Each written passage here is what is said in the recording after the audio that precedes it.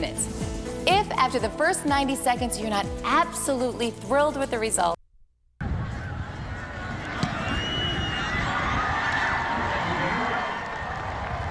well, Tiger, every time he's career, it's our first time to get to sit down and talk with you, and good luck against Florida. Thanks for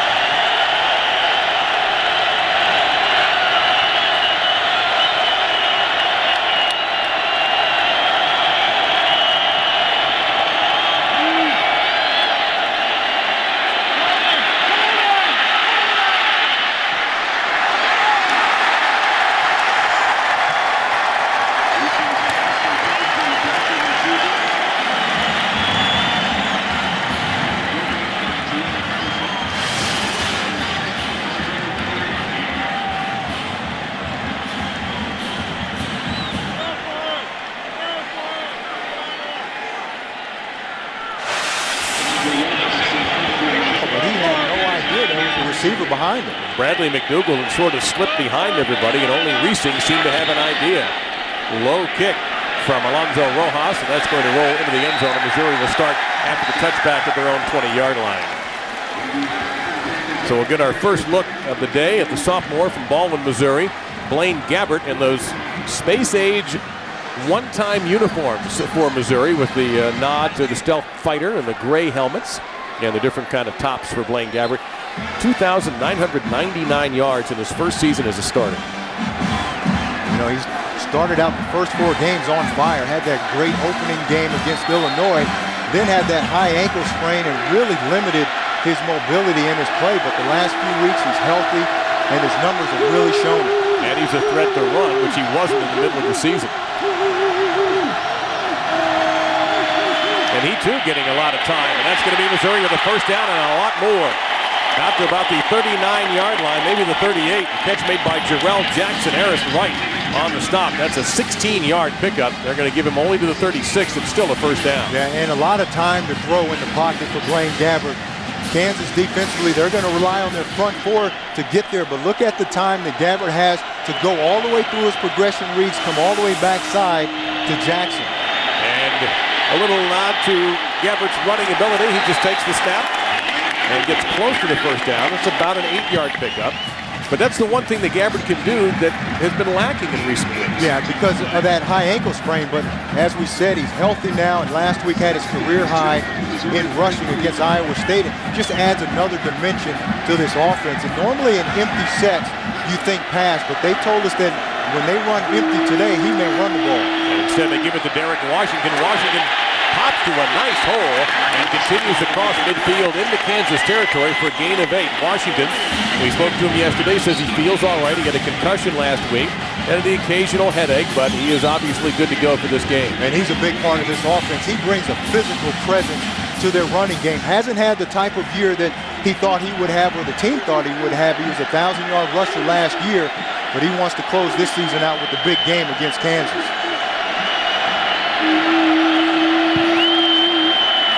Looking all the way to the left that time, and that pass caught at the 42-yard line and out of bounds. A second catch for Jackson, the sophomore from Houston, Texas. That's a 6-yard pickup, and Darryl Stuckey shoved him out of bounds. You know, Kansas defensively, they think that whenever Missouri goes empty and Derek Washington lines up in a certain spot, that they have a pretty good clue, tendency-wise, of what's coming next. You can see Derek Washington lined up at the top. Normally when he's on the 3-receiver side, there he is on the outside. He's not really a threat, so they focus on the other guys. Looking left again. So far, that's where Kansas has gone every time. It's Washington.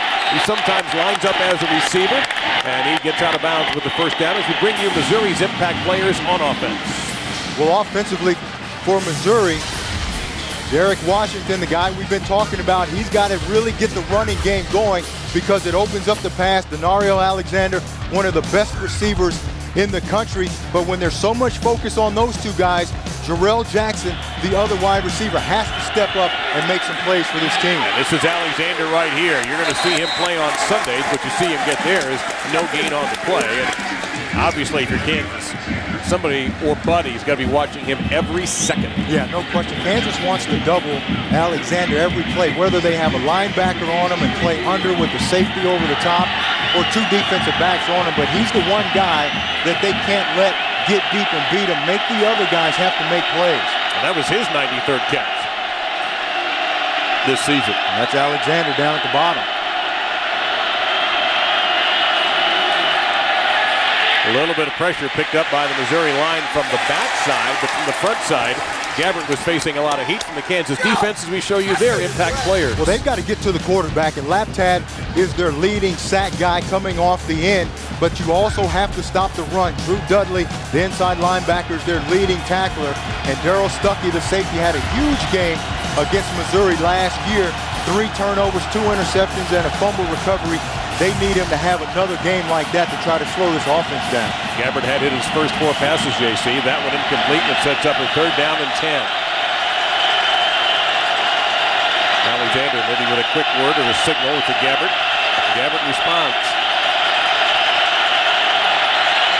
Pressure coming from the edge, and Gabbert, and we have whistles and hold everything. This play will not count. and a delay of game penalty called on Mizzou. As you get your first look for the day at our referee, Scott Novak. It's always nice when we have to wait a few minutes to bring the officials in. That means we've had a clean start. Yeah. And you see all the things that Missouri does offensively. A lot of different formations, a lot of personnel groupings, they motion guys. All of that is designed to really confuse the defense. And what Kansas is going to do defensively is be very simple. Just line up. They have one-man coverage, one zone coverage, one combo coverage. They just want to line up and play today. So now it's 3rd and 15. Down the middle of the field, overthrew everybody. Trying to get it again to Jackson with a couple of catches early in the drive, and suddenly what looked like a promising drive for the Tigers ends. And we're going to get a look at Jake Harry IV, the punter for the Tigers. Well, that ball just got away from Blaine Gabbert. You know, they need to get him calmed down quickly in this game and give him the short passes like we saw early. Remember when we talked to him yesterday here at the stadium, said he had chills just walking into the stadium. This is his first time playing in one of these games, so, you know, he's got to be emotionally hyped up. That's Damon Patterson. Back to receive this punt. It's over his head. Stops near the 1. And great job by the punter, Harry, in special teams coverage for Missouri that time, provided by Bo Brinkley, the long snapper who raced down there to get that ball at about the 2-yard line. Kansas will have the Missouri band at their back when we return.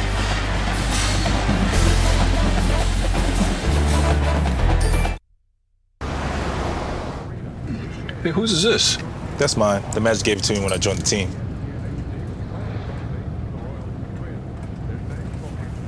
Look at that. Tiny hat. This is fun. Hey, it is my birthday. What is this? How'd that get in there? Huh. ESPN, your NBA destination for games Wednesdays and Fridays.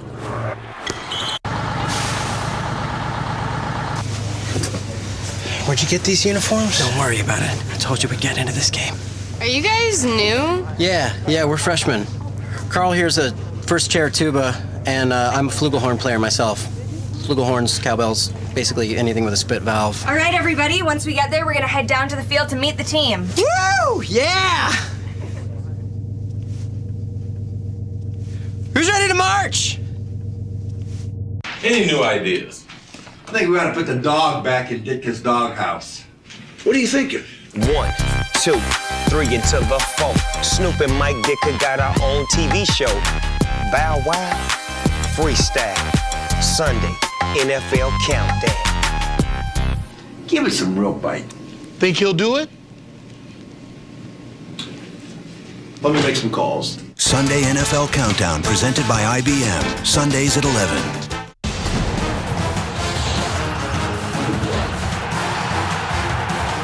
The granddaddy of them all, the 2010 Rose Bowl game. Coverage begins New Year's Day at 4:30 Eastern on ABC. The Rose Bowl lives here. ESPN.com/Lions and Tigers and Bears. ESPN.com. Follow your sports. Yeah, we're Texas, just north of Mexico, home of the armadillo. What is that? It's just freestyling. We don't freestyle Texas fight, big boy. ESPN College Game Day, built by the Home Depot, Saturdays at 10 a.m.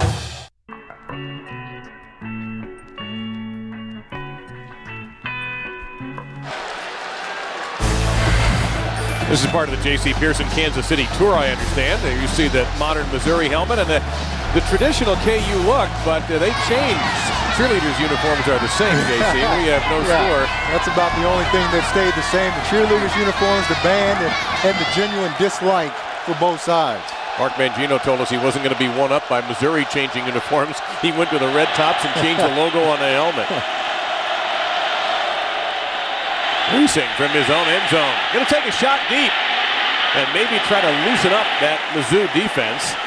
And Desmond Briscoe, first time we've called this junior from Dallas, Texas, his name, but he is an outstanding wide receiver. And you know they're going to go at him a lot. They want him to touch the ball as often as possible, and they're going to work on Carl Geddes, number 19. They're going to try to get Briscoe on him as often as possible, and when they do have that single coverage, Reesing's just going to throw it up to him and give him a chance to make a play. They're matched up again on one another. Kansas has had 7 plays from scrimmage, and they haven't run the ball yet.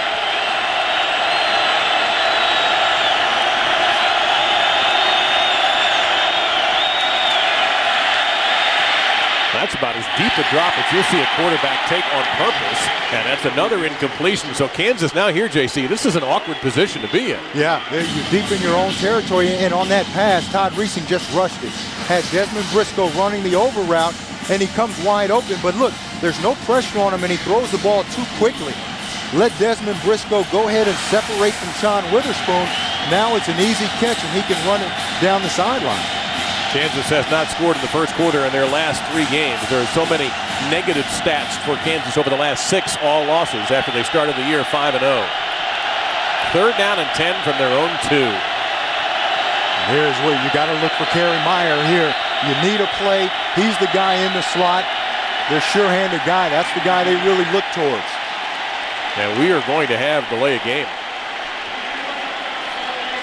Timeout, Kansas. First charge for the No, first we're down. not. 30-second timeout. Todd Reesing beat the flag, which was down back at the 20-yard line, thrown by the back judge, but Reesing was able to get that timeout just under the wire.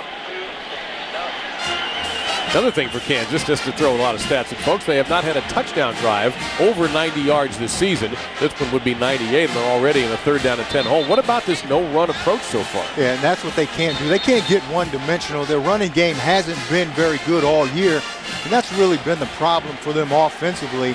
But they've got to incorporate Jake Sharp. They don't have Okurum today, got injured last week. He's their leading rusher, but they've got to try to find a way to stay somewhat balanced in the semblance of a running game so that Missouri just doesn't tee off and get after the quarterback.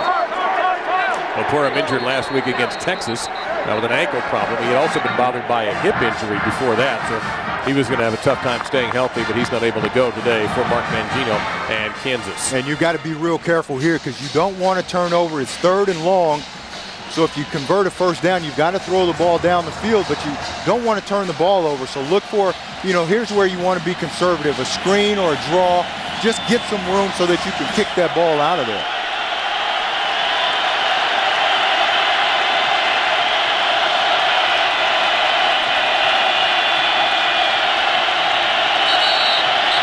And we've got flags, and it's a false start on Kansas. False start on the offense.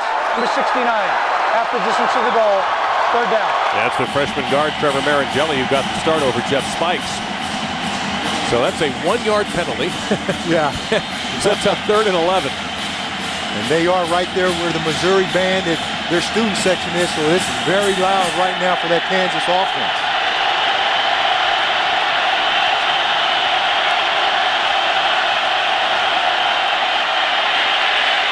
There's your underneath pattern. He got it to Sharp. Sharp's going to get a first down, gets a block, and gets it out to the 18-yard line for a 17-yard pickup before he is pushed out of bounds by Robert Steeples. Jonathan Wilson came through with a big block that helped Sharp, and that's kind of the play you were looking for. Yeah, and that's what they've got to do. Be kind of conservative. Let those linebackers drop deep, and now you can drop the ball off to Sharp, and you see he still has some quickness to him, although he's lost a little bit post-injury from that leg injury, but he's still capable of making some plays. Trying to get out in space, and it's going to work. As McDougal gets loose down the sidelines, and he's pushed late, and that's going to bring in some flags. Add 15 more yards to the 12-yard gain, as Jasper Simmons may have been the one to get flagged for a personal foul penalty for the hit out of bounds. Dave, this spread offense spreads. The runner went out of bounds. Personal foul. Unnecessary roughness on a defense, number 9. 15 yards from the dead ball spot. First down. It doesn't help when you have a missed tackle here either. Yeah, and Jarrell Harrison, and what I was saying is this spread offense not only spreads the offense out, spreads the defense out, so it puts guys in one-on-one situations. So when you throw the quick screen, if you can break one tackle, make one guy miss, there's a potential to make a big play. And that's what McDougal did. Another pass for Kansas. First time Reesing felt some backside pressure, but it didn't bother him. He gets it off to Briscoe. And another first down for Kansas. That's an 18-yard pickup. Alden Smith, the outstanding freshman defensive end, leads the freshman nation in sacks brought the pressure, but he was late. Late. And that time they put Briscoe at the number 2 position in the slot. That gives him more room to run that corner route on the outside, more room for Reesing to throw the ball. Another pass from Reesing, and he gets it out to Meyer. And Meyer fights for about 5 yards, maybe 4 to the 23-yard line. Jackson and Geddes team up for the stop for the Missouri secondary. And Missouri defensively on 1st and 2nd downs, they don't play nickel. They stay with their base personnel. That means you have linebackers and safeties covering those slot receivers. That's a mismatch all day long because right now it tells Todd Reesing they're in zone coverage because those guys, there's no way that they can match up man-to-man with those slot receivers. And you could see that flag thrown about as high in the air as the pregame fireworks. False start on the offense. Number 59, 5-yard penalty, 2nd down. So back them up. It's going to be 2nd down and about 11 for Kansas. So a couple of penalties on the Jayhawks, nothing major, and they certainly overcame that 1-yard penalty earlier.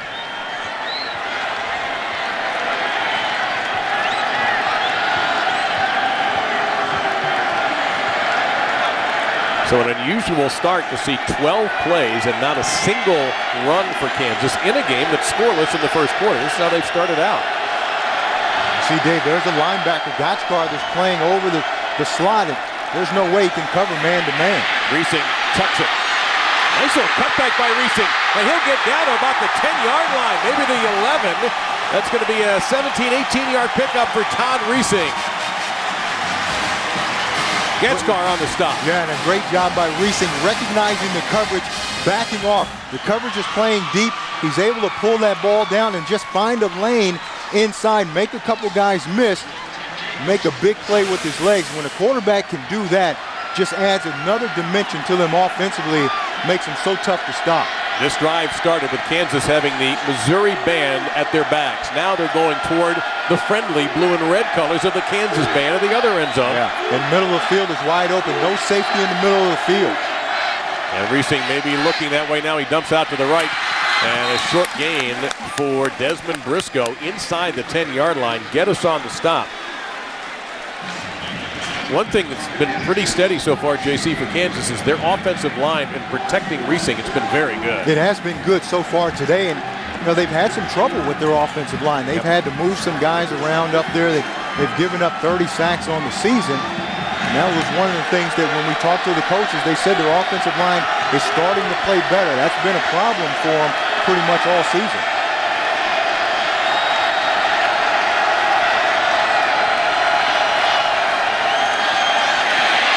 Under pressure, Reesing into the end zone, touchdown, Briscoe!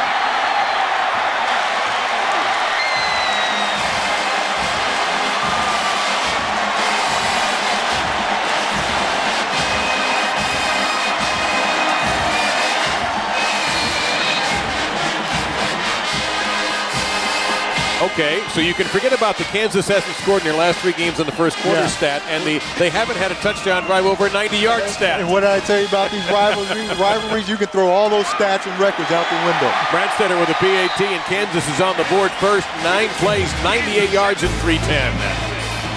Todd Reesing with his 19th touchdown pass of the season, and for Briscoe, his 8th touchdown catch of 2009. KU with a border showdown lead. We go through slumps, like everyone else. And when things start going bad like that, sometimes the best thing to do, watch the tape. Now look right here, your shoulder, you're dipping it. Really? What concerns me is this motion here. Yeah, but my posture's good, isn't it? Is that bad? It's not good. I don't even know where to begin with this one. Yeah, that was a poor effort. Eventually, the great ones always figure it out. Things obviously are neck and neck, and potential to lead changes by the day. I'm embarrassed. Air traffic control Sir, I don't think these guys submitted flight plans. has never experienced No, son. Neither do I. anything like this. You're coming in too fast. Winter X Games 14. Expect heavy turbulence. Starts January 28th on ESPN Mobile TV. So who do you like for tonight's game? This game will be two gladiators gladiating it out. This game is going to be an angry baby, a woman scorned, a tornado inside a volcano, a cackling witch. Stuck in a bad relationship with sports radio? Switch to ESPN Radio for the best sports on the dial. You know, with the addition of a closer, I think it can really strengthen their bullpen. Amazing. It's a new shirt. ESPN's College Football on ABC, presented by K Jewelers, the #1 jewelry store in America. Pacific Life, for insurance, annuities, and investments, choose Pacific Life, the power to help you succeed. And Jeep, I live, I ride, I am Jeep. A rivalry that began in 1891. There you see two of the legendary coaches on each side. Don Fambro comes around at 87 years old and gives pep talks every time that they get to KU-MU week. And there's your score in time. Kansas with a 98-yard drive. Desmond Briscoe, by the way, now over 3,000 yards in his career, and that was his 30th career touchdown catch. And they did a great job of moving him around outside, played in the slot, threw the ball to him, created some mismatches, got him into the end zone. This will be Jasper Simmons at the 2 and at the 10. And very few things kill the momentum of a kickoff return more than dropping the football. Simmons actually did all right to get it out to the 23-yard line. You know, Dave, going back to that touchdown, Missouri, I want you to watch Carl Geddes. He's in man coverage on Desmond Briscoe on the outside, and he's just too far off. You can't play that far with the guy next to you because right there you get rubbed off. Nobody in the middle of the field, and it's just an easy throw for racing to Briscoe. If you're in man coverage and you've got a slot receiver next to you, you've got to get up. One of you have to get up and press, and that way the other guy can get over the top. Always a good idea to throw it to Alexander. Solid tackle that time by Philip Strozier, the junior from right here in Kansas City. Alexander gets it out for about a 6-yard gain. And if I'm Missouri, I'm thinking when you game plan, I mean, how many touches do you want Alexander to have? As many as possible. You want to get him the ball as often as possible, but you can't also be one-dimensional like we talked about with Kansas. They've got to continue to run the ball, get Derek Washington involved, or also in these empty sets, let Blaine Gabbert create something with his legs. We've only had one carry by a running back in this quarter so far. This is the second carry for Gabbert, and it's a successful one. He's got a first down and a heck of a lot more. He's going to get all the way to the 40-yard line. Justin Thornton, the nickelback, able to make the stop. There is a Kansas player injured back at the 30. Is Caleb Blakesley, a senior from Ottawa, Kansas. So Gabbert now 38 yards rushing in just 2 carries. That ball marked at the 41 of the Jayhawks when we resume play. And that is what you call a tendency breaker. When we talked to the Missouri coaches, they said normally when they play empty, they throw the ball, and Kansas almost forces you to run because they play coverage versus empty sets. So they told us when we go empty, watch for the quarterback to run the ball a lot more, and we've seen Blaine Gabbert do that twice now. Kansas struck first when their second touchdown drive, and the Tigers are on their second one. Will it end up in a touchdown? We'll find out.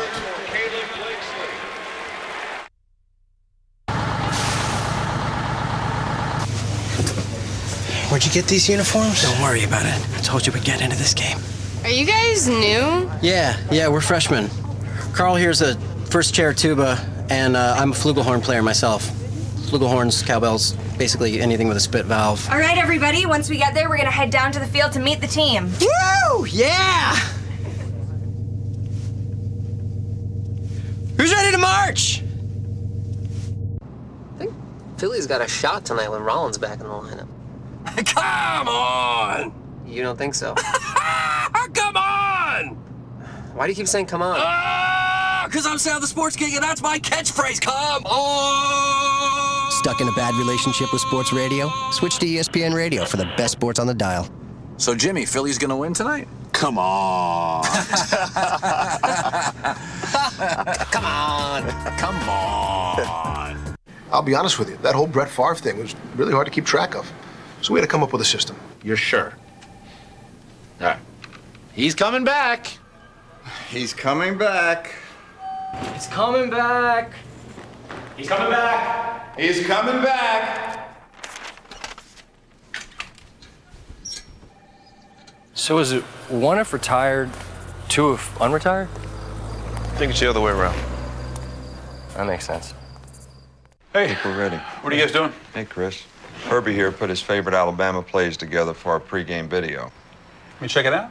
Sure. Hi, my name's Kirk. My friends call me Salsa Boy, and this is my submission tape for Dancing with the Stars. What's the wrong disc? So wrong. I just love to get down. Go, Salsa Boy. Get down. How did that get in here? Think you know? Text CGD to 43776. ESPN College Game Day built by the Home Depot. Saturdays at 10 a.m.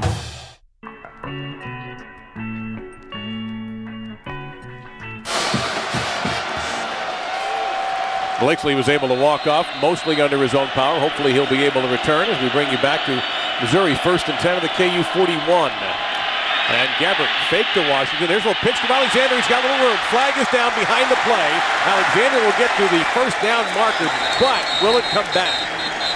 He got the first down.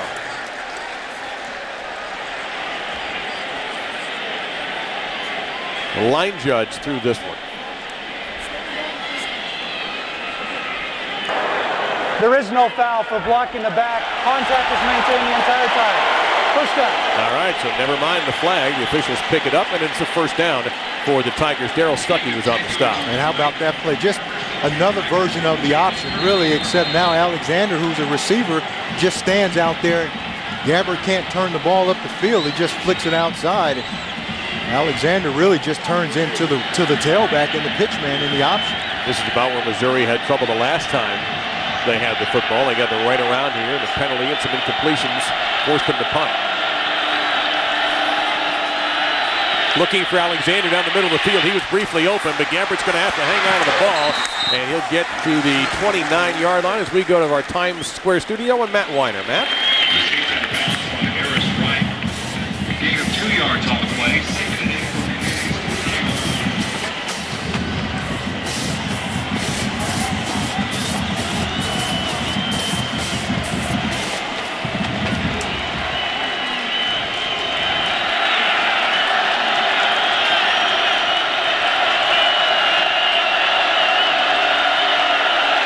People in Boise, Idaho are celebrating that one. And a rarity in this first quarter, a running play by a running back. Derek Washington gets it to the 25-yard line, picks up 4. And the reason they're celebrating, of course, in Boise is if Oklahoma State gets bumped out of any BCS Bowl consideration, and they appear to be on their way. Now, that certainly helps out Chris Peterson's program. Yeah, and how about this rivalry week? I mean, teams are winning. Texas almost loses to Texas A&M. Auburn gives Alabama all they can handle, and there's nothing better than rivalry week in college football. And we're not forgetting about you folks from TCU, but you guys deserve a BCS Bowl. Nobody should be able to stop that.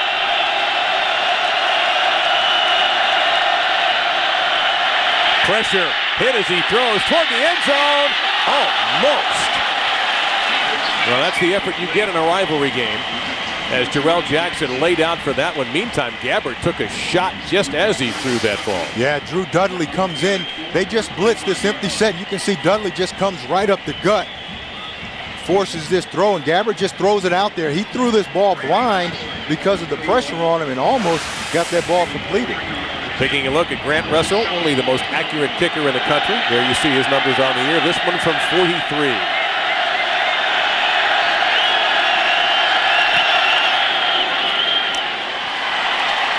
No problem. Make it up to 96% of Grant Russell's field goals have found the three-pointer on the board. Missouri has responded to the KU touchdown. So who do you like for tonight's game? This game will be two gladiators gladiating it out. This game is going to be an angry baby, a woman scorned, a tornado inside a volcano, a cackling witch.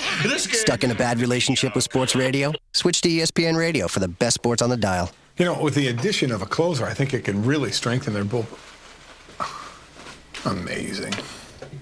It's a new shirt. Hey, whose is this? That's mine. The Magic gave it to me when I joined the team.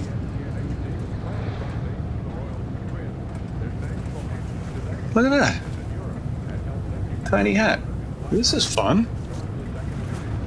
Hey, it is my birthday. What is this? How'd I get in there? Huh. ESPN, your NBA destination for games Wednesdays and Fridays.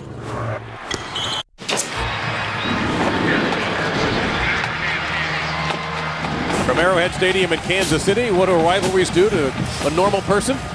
Makes you do things like that.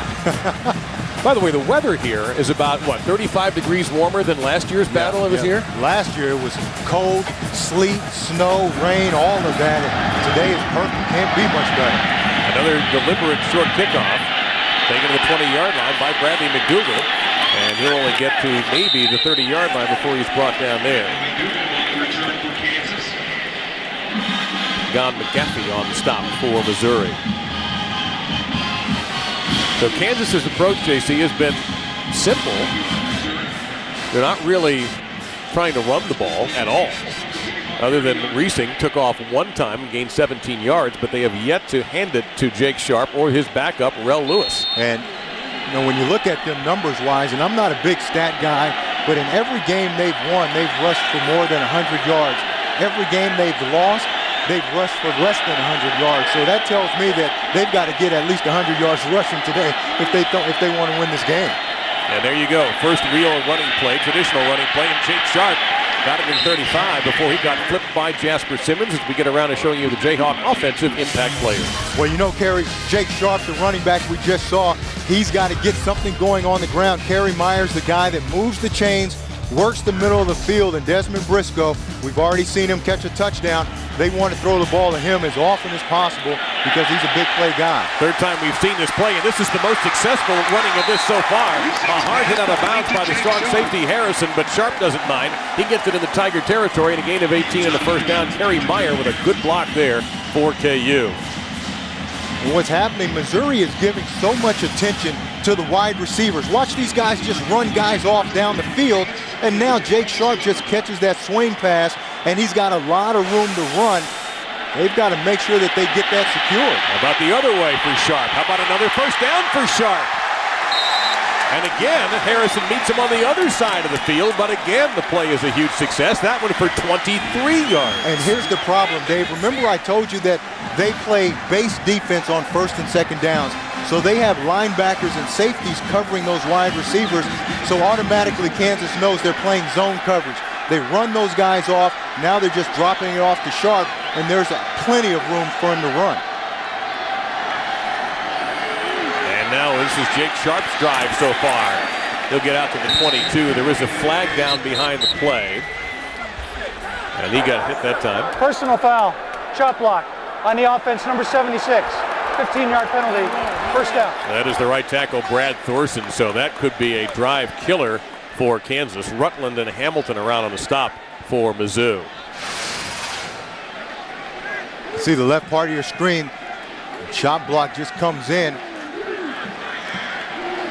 Going to bring that back. But again, you can see right now that Kansas, they think they can attack the edges and use their speed to get outside and around this Missouri defense. So it's now first and 25. They've got to get down to the 16 to keep this drive alive.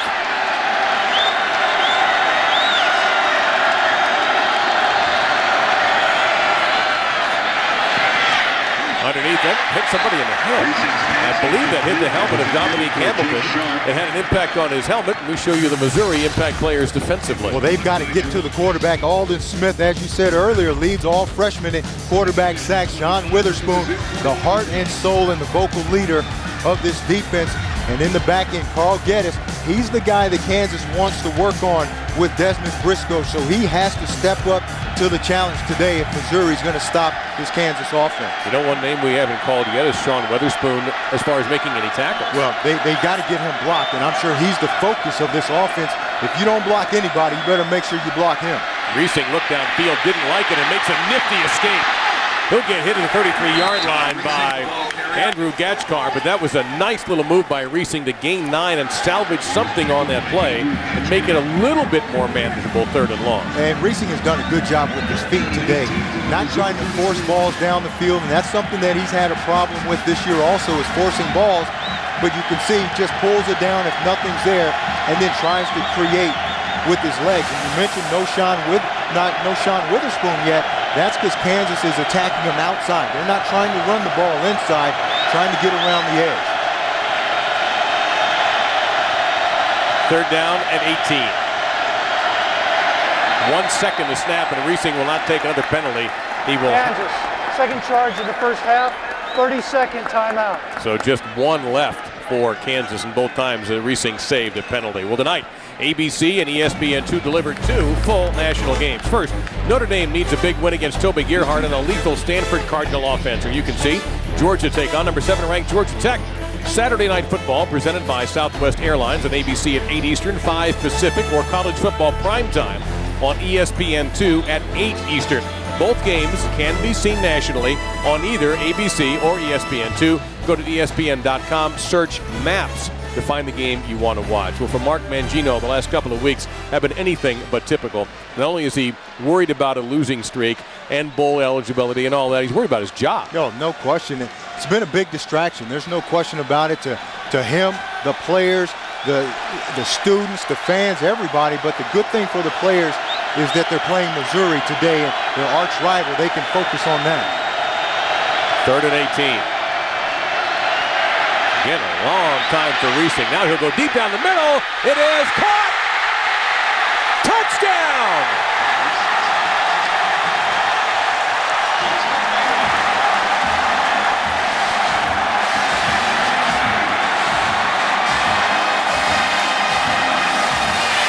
That's Tim Beery, and the officials are making sure it's a touchdown. This is a heck of a catch. It is a great catch, but again, Missouri voids the middle of the field. Beery does a good job of going up, catching it with his hands. And now the question, of course, is did he get into the end zone before he came down? But regardless, a great catch by Tim Beery going up with his hands. And I think they're going to say he's just short. The ruling on the field initially was touchdown. That led to the celebration.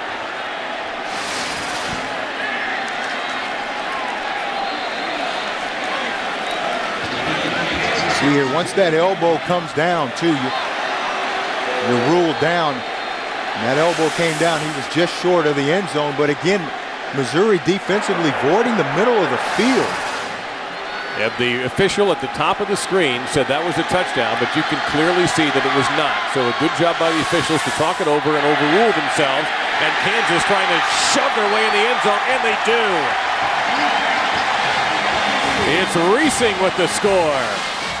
So they'll celebrate again. And remember, this is the team on a 6-game losing streak coming into this game.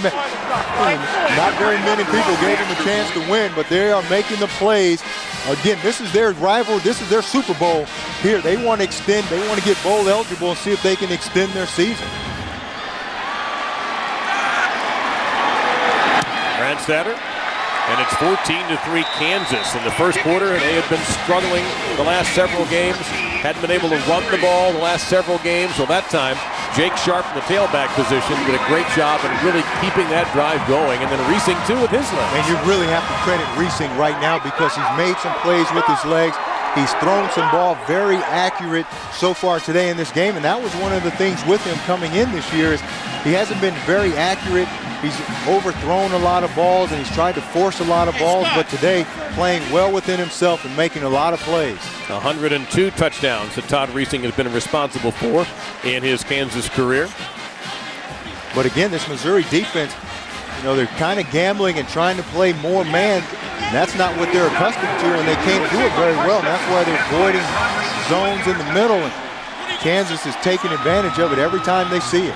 Well, it's interesting you point that out because I think most people, when they think of taking a player out of a game, they think of trying to take an offensive player out of the game. And what KU is doing is taking the best defensive player Missouri has, and they're eliminating him from the game. That's hard to do. That is hard to do, but you can do that when you pass. An inside linebacker can only go so far. So if you can run the ball outside, seal him in, meaning Sean Witherspoon, he doesn't have a chance to make plays. Well, Brad Center kicks deep. That'll be Simmons. He dropped the first kickoff he tried. This time he's much steadier with the hands and much steadier of purpose as he runs right up the middle as several flags come flying in. He got the 28-yard line. Let's see what the call is. During the return, block in the back, 39 of the return team. Half the distance to the goal, first down. Well, you wouldn't know which team was winning and which team was losing coming into this game by the way at least this first quarter is going. Yeah, no, and that's the whole rivalry thing. You know, Kansas has a lot more to play for than just the dislike of Missouri, as you see the block in the back right there, the right side of your screen. But Kansas, like I said earlier, they're trying to get bowl eligible. Yep. So they've got a little more on the line in this game. That just adds to the impact of this game. This is such an interesting day because there's so many potential 6-6 schools who are all thinking the same thing. Right. And their fans are. The Kansas is thinking, hey, we're good enough. Some bowl will take us. But you don't have a chance unless you get to 6-6, and they've got to win this game to get there. And a long way yet to go. Gabbert over the middle, wide open is Jackson. Couple of nifty moves, and he is able to get just shy of the 24 before Caleb Blakesley, who obviously is able to come back into the game, came over from his tackle position to make the stop. That's a solid pickup of 15. And, you know, Jarrell Jackson, he's the guy that has to make some plays today. He's going to be single covered all the time because all the focus is going to be on Alexander, and Derek Washington had his best game last week, 8 catches, 142 yards. So he's got to be the guy to step up and beat single coverage. And Gabbert. That's a nice read. Well, he really understands what's happening in front of him, and he showed it right there as he runs out of bounds after a 7-yard gain. Stuckey shoved him out. Yeah, but you see what he did there? He set up his block by the tackle, Dan Hope, number 77. You start the ball inside. The defenders have to honor that, and now that allowed Hope to hook the defensive end. Now Gabbert can bounce it back outside. So Gabbert with 49 passing yards and over 40 rushing yards now. Little tunnel screen. This is Rolondis Woodland. And that's going to be a first down for Kansas. An 8-yard pickup right. Number 41 there among the tacklers, along with Richard Johnson for Kansas. So Missouri countering back with a little offensive spark here in the waning seconds of the first quarter. But the story is a Kansas team that didn't score in any of the first quarters in their last 3 games puts up 2 touchdowns, including a 98-yard drive for their first score. And it's KU at the early advantage in the Border Showdown, number 118. So who do you like for tonight's game? This game will be 2 gladiators gladiating it out. This game is going to be an angry baby, a woman scorned, a tornado inside a volcano, a cackling witch. Stuck in a bad relationship with sports radio? Switch to ESPN Radio for the best sports on the dial. You know, with the addition of a closer, I think it can really strengthen their bull. Amazing. It's a new shirt.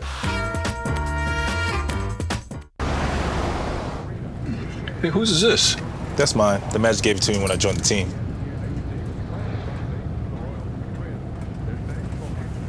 Look at that. Tiny hat. This is fun. Hey, it is my birthday. What is this? How'd that get in there? Huh. ESPN, your NBA destination for games Wednesdays and Fridays. Hey, there he is, the machine. What are you talking about? That's what they call you, right? Machine? I'm not a machine. Not a machine, the machine, right? Guys, I'm not a machine, okay? I'm just Albert. Whatever. Not a machine. Why didn't you eliminate them, Albert? Shut up. Ideas for next week's show. Key matchups. Hey, I like that. Okay, notice how the pocket square and tie match up with the fuchsia socks. Okay, you don't like that one. I have another. Sunday NFL Countdown, presented by IBM. Sundays at 11. Yeah, we're Texas, just north of Mexico, home of the armadillo. What is that? It's just freestyling. We don't freestyle Texas fight, big boy.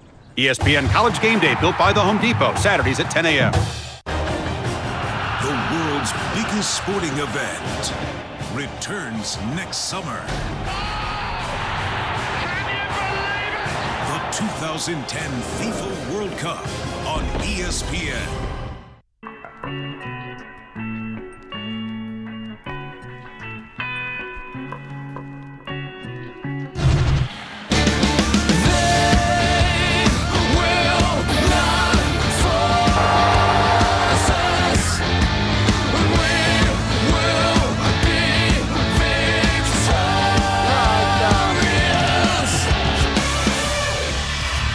Now, a long time ago, somebody coined the phrase the color and pageantry of college football. That summed it up right there. This border showdown, number 118 between Kansas and Missouri with J.C. Pearson. I'm Dave Lamont. Hope you've had a great Thanksgiving weekend, enjoyed your leftovers, and we've got rivalry football all weekend long. Some surprises today. We'll give you those details at halftime. And in some people's minds, this too, J.C., might be a bit of a surprise. Yeah, right now, Missouri's got to get something going offensively. You know, they got to look for Alexander a little bit, get him back involved. But, you know, again, Derek Washington, their running back, they've kind of gone away from their running game other than Blaine Gabbert. And it's Gabbert again. Picking his spots, gets to the 41, 42-yard line before he is popped and knocked down by Darryl Stuckey as we bring you our Pacific Life game summary and some numbers from quarter number one. When you look at the first half numbers, I mean, look at the passing yards by Kansas, 162 passing yards, only 57 for Missouri, and that's really what they are also, is a passing team. Kansas on third down, 3 out of 4, and that's been huge in keeping those touchdown drives alive. And Gabbert out there right at the marker is Jarrell Jackson. By the way, 39 plays in the first quarter is a lot. That would give us a pace of 156 plays if they could keep that going. Yeah, that would be a world record there. What that does, too, is, you know, it just tires defenses out. Yeah. You know, the more plays that are run, it seems like the offense gets fresher because that means they're having success. They're feeling good about what's going on. Defensively, you seem to get more tired because you're not making plays. So it's more, it's not as... It's a mental thing. Yeah.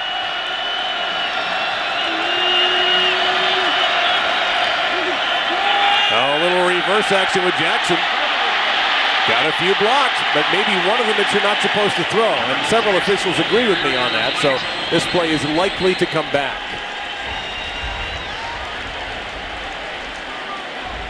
Penalty might be on Gabbert, the quarterback.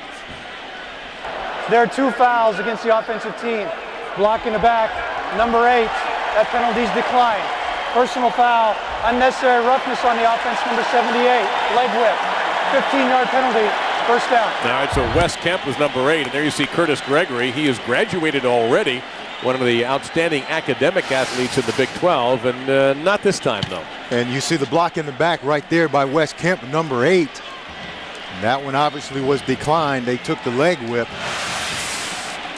They had their choice in that play, 2 fouls. 4 penalties on Missouri, Gary Pinkel's team. Pinkel, 66 victories in almost 9 full seasons at Missouri. So it's first and very long. Nice move by Alexander to break free to get to the 45. Still fighting for a little extra earth, but he's going to be stopped there by about 6 Kansas defenders. And Philip Strozier was the first one to get there. And Philip Strozier and Darryl Stuckey, the 2 safeties. Kansas plays their safeties real low. They only play them at about 10 yards so that they can help in the run game or the short passing game. The problem with that, though, is they've been beaten over the top a lot. They gave up 3 long touchdown passes last week to Texas. That's been the problem. So look for Missouri to come back with some double moves by their wide receivers and get down the middle of the field behind those safeties. You saw what Alexander has done the previous 3 weeks. Plenty of time. And in and out of the hands of Kemp. Would have been short of the first down, but would have set up a 3rd and short. Now it's going to be 3rd down and 14. Pass a little high for Kemp to be able to manage. But that's why most college teams throw to the boundary more than the field. And the boundary is? And the boundary is the short side of the field. In college, the hash marks are so far apart. If you throw it to the wide side like there, it's hard to be accurate because it's such a long throw for a college quarterback. And Gabbert, even though he had the arm there, didn't have the accuracy. They fake to Washington. A lot of pressure for Gabbard down the middle, and there is going to be a flag. Chris Harris doesn't agree with it, but Chris doesn't get a vote.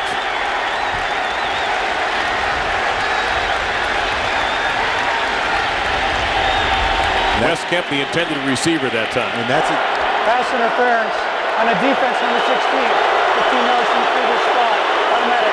First down.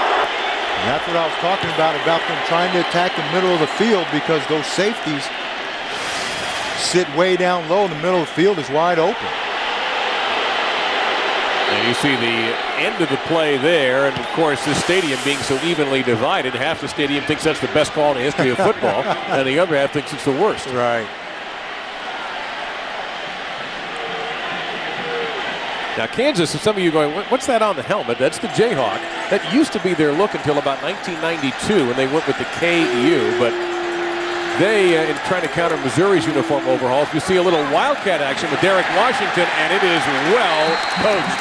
The initial hit made by Drew Dudley, and then Jeff Wheeler able to clean it up. That's going to lose a yard. You know, they call that their jumbo formation with Derek Washington taking the direct snap at 225 pounds. The thing you have to do there is you've got to throw the ball out of that at some point just to make the defense have to back up with the threat of a pass. But if you haven't thrown the ball out of that, right now everybody's coming and run blitzing, and that's what Kansas did.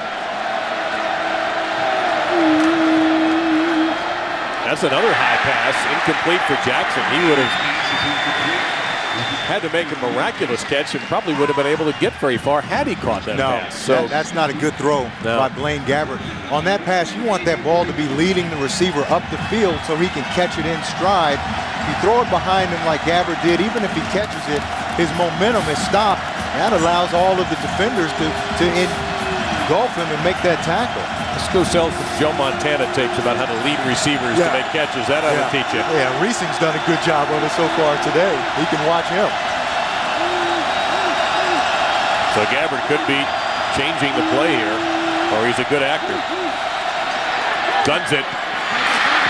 Not going to make the first down. Denario Alexander took a hit from Darryl Stuckey, short of the first down. Now, you've got a great kicker in Russell, but it's a long kick. They're going for it. Yep, it's fourth down, and they've got to get a couple. Wow, Alexander's lucky he didn't get called for offensive pass interference on that either. Came down the field and just shoved Darryl Stuckey out of the way. Missouri has tried 18 times to go for it on fourth down. They've made 10. Look at single coverage at the bottom with Alexander right here. Nobody in the middle of the field, no help over the top. And looking right at him, and Alexander makes the catch. All the way. I don't think Gabbert even called the play. He probably just said, I'm throwing it to you. No question. Anytime you see him over there in single coverage, look at Chris Harris has to honor the speed, so he's got to give him a little cushion. Now Alexander just pushes him up the field, turns around, and the ball is right there. Enough for a first down. Alexander, 5 catches today, 97 on the year. Little room for Gabbert if he wants to take it. That closed in quickly. Kansas ball. Gabbert slow to get up.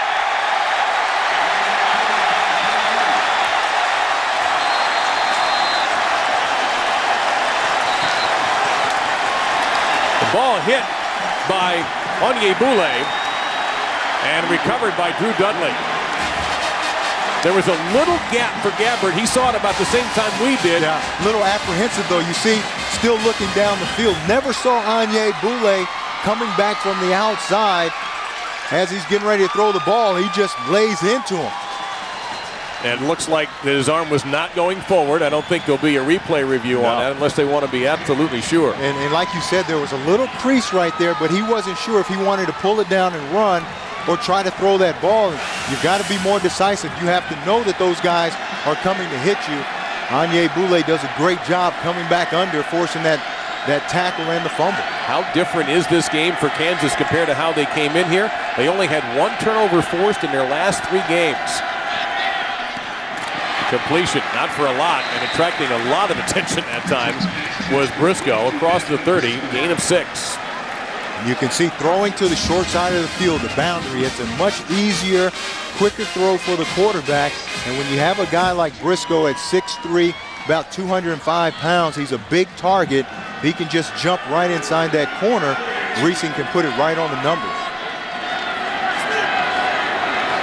Reesing, you see his numbers at the top there above the score. What an efficient, spectacular first half he's had. And all day to throw. Meyer underneath. That's a first down for Kansas. And he put the ball down. Missouri wants that football. Do they get it or not?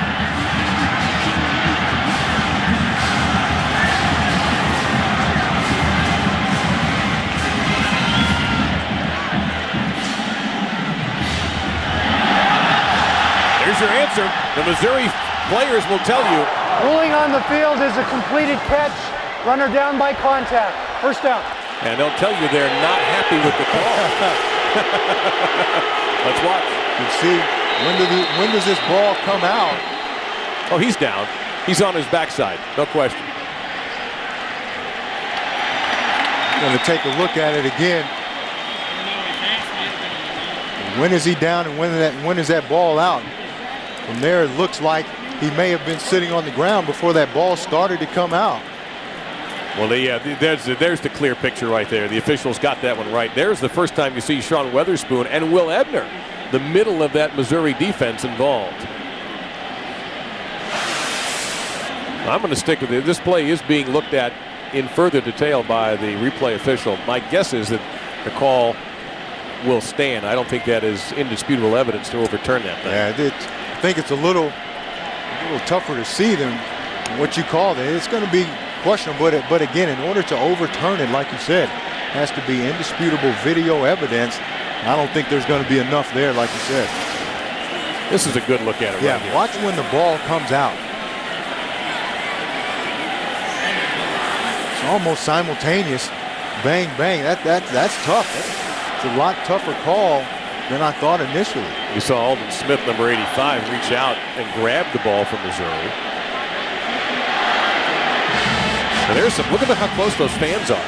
And they're going to know before anybody else on the field who's got the ball. And they're down there trying to convince them that no fumble. He was on the ground. After further review, ruling on the field stands as a completed catch. Runner was down by contact. First down. Good job, Dave Lamont. Every once in a while. There's no chance they were influenced by all those KU fans down there either. Well, yeah, but you know what? They're not sitting with the replay official who's safely hiding somewhere in the press box here at Arrowhead. So Meyer picks up the first down and doesn't lose the rock for Kansas.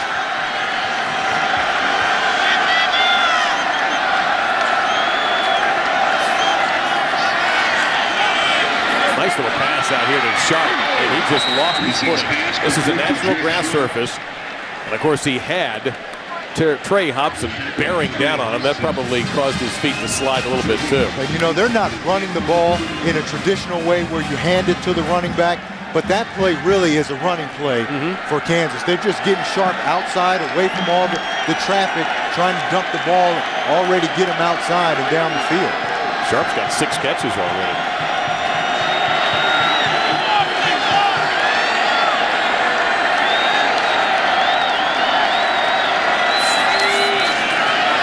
There's the option, and it's Sharp. And he is driven down. Solid play that time by Gatchkar for Missouri. Well, cancel your plans for Monday, unless, of course, you're going to watch 2 of the best air attacks taking flight on ESPN's Monday Night Football as Tom Brady and the New England Patriots take on Drew Brees and the New Orleans Saints. 2 of the top teams battle in the Big Easy and try to make a huge statement in the 12th week. Patriots Saints, ESPN Monday Night Football at 8:30 Eastern. Coverage begins with Monday Night Countdown served by Applebee's at 7 Eastern. That's a nice game. Man, big game. Yep. New Orleans is due. I don't think they're going to run the table. If they're going to lose, I think New England can get them. That was a first down, and Briscoe just couldn't hang on to it. And that's the problem with Desmond Briscoe. When we talked to the coaches, they said this kid is talented. beyond anyone's imaginations, but he has concentration lapses. He drops some of the easy balls, just like we see right here, and he'll make all of the tough catches. Got all the physical tools you want, just has to concentrate much better. So here is Alonso Rojas punting to Carl Geddes. And Geddes had a lot of company. Now he's got a little room. And he gets shoved out of bounds at around the 28-yard line. He took a hard hit, but was able to hang on to the football. We have flags down.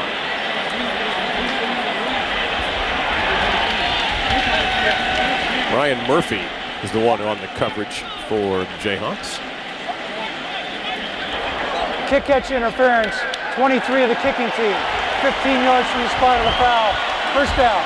But is it interference if he catches the ball? You can still have interference, but he caught it. You can be too close. But he caught it. We'll agree to disagree on this one. As you all debate the finer points of that ruling, we will return to Kansas City. I want to discuss something important. Is it about New Orleans football? You know it. You're listening to the St. Stephen Show with me and St. Bernard. Where you at? Who dat? I have a question about Carolina. Who dat? Drew Brees! Oh, yeah. Stuck in a bad relationship with sports radio? Switch to ESPN Radio for the best sports on the dial. All right. Who's that? Dirk Nowitzki. No, you're good. Okay, who's this? Kerry Strug? ESPN.com/ham Swiss mayo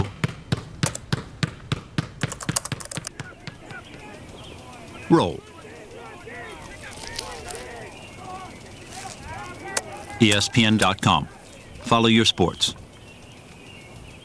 Right in the front. That's like winning the lottery, dude. Really? I got that spot once. Morning, you saying? Hey, guys. Hey. And the guy was about to go in, right? So I sort of duck under him, right. You know. Man, he pops out of the car. His chili is running so hot, right? I'm like, dude, it's a parking spot. Relax, right? It's no big deal. Slow day, huh? Listen. Man, I would kill for that schedule. Me too, man. Oh, I'm telling you, me too. ESPN.com/Lions and Tigers and Bears. ESPN.com. Follow your sports. Buffalo Wild Wings presents the top 30 plays of the last 30 years. 6. In the 2007 Fiesta Bowl, undefeated Boise State saw their 18-point lead vanish and trailed by 7 late versus Oklahoma. That's when they drew up the hook and lateral, catching the Sooners off guard and allowing Gerard Rabb to race 35 yards to send the game into overtime. Follow the top 30 countdown all season long. Brought to you by Buffalo Wild Wings. And it is interesting to note, look at that. It's not even 4 o'clock here in the Midwest, but you get that beautiful moonrise. Gerard Rabb had only 3 touchdowns in Boise's previous 14 games, and tonight, 8 o'clock Eastern, is play number 5. I would bet, good old Boise, celebrating perhaps today as Oklahoma State's losing to Oklahoma, but they may be around in that top quite a bit. Yeah, top 30 plays. They got it going out there and got a young team this year, too. Second down and 10 coming up, in and out of the hands of Jackson. That was play number 54 today. Gabbert started out this game real sharp on that first drive, and he's kind of been off a little bit. His accuracy throwing the ball kind of behind some receivers, a little high. He just got to settle down. And again, a guy playing in his first showdown game, you wonder if he's really relaxed and comfortable yet. You've got to get him some easier throws to make. Well, you mentioned it, those of you just joining us, and Blaine Gabbert talked to us yesterday. He said he got chills just walking into Arrowhead Stadium. And that nearly picked off. Anthony Davis tried to jump the route, and it ends up being incomplete. Wes Kemp was the intended receiver. As we go to our Times Square studio, and we intend to bring in Matt Weiner.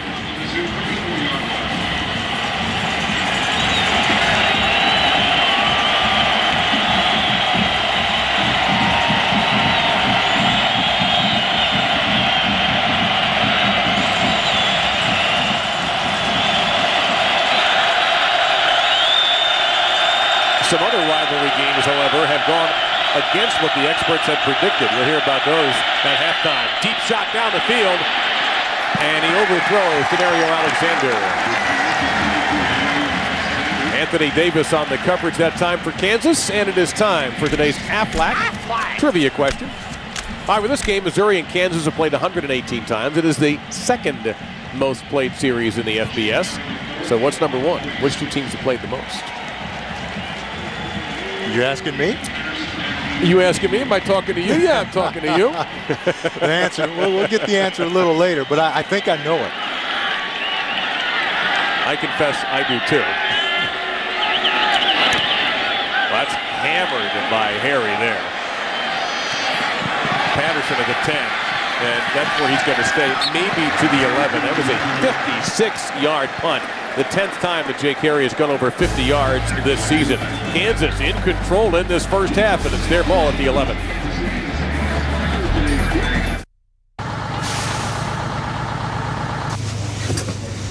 Where'd you get these uniforms? Don't worry about it. I told you we'd get into this game. Are you guys new? Yeah, we're freshmen. Carl here's a first chair tuba, and I'm a flugelhorn player myself. Flugelhorns, cowbells, basically anything with a spit valve. All right, everybody. Once we get there, we're going to head down to the field to meet the team. Woo! Yeah! Who's ready to march? We go through slumps, like everyone else. And when things start going bad like that, sometimes the best thing to do, watch the tape. Now look right here, your shoulder, you're dipping it. Really? What concerns me is this motion here. Yeah, but my posture's good, isn't it? Is that bad? It's not good. I don't even know where to begin with this one. Yeah, that was a poor effort. Eventually, the great ones always figure it out. Things obviously are neck and neck, and potential to lead changes by the day. I'm embarrassed.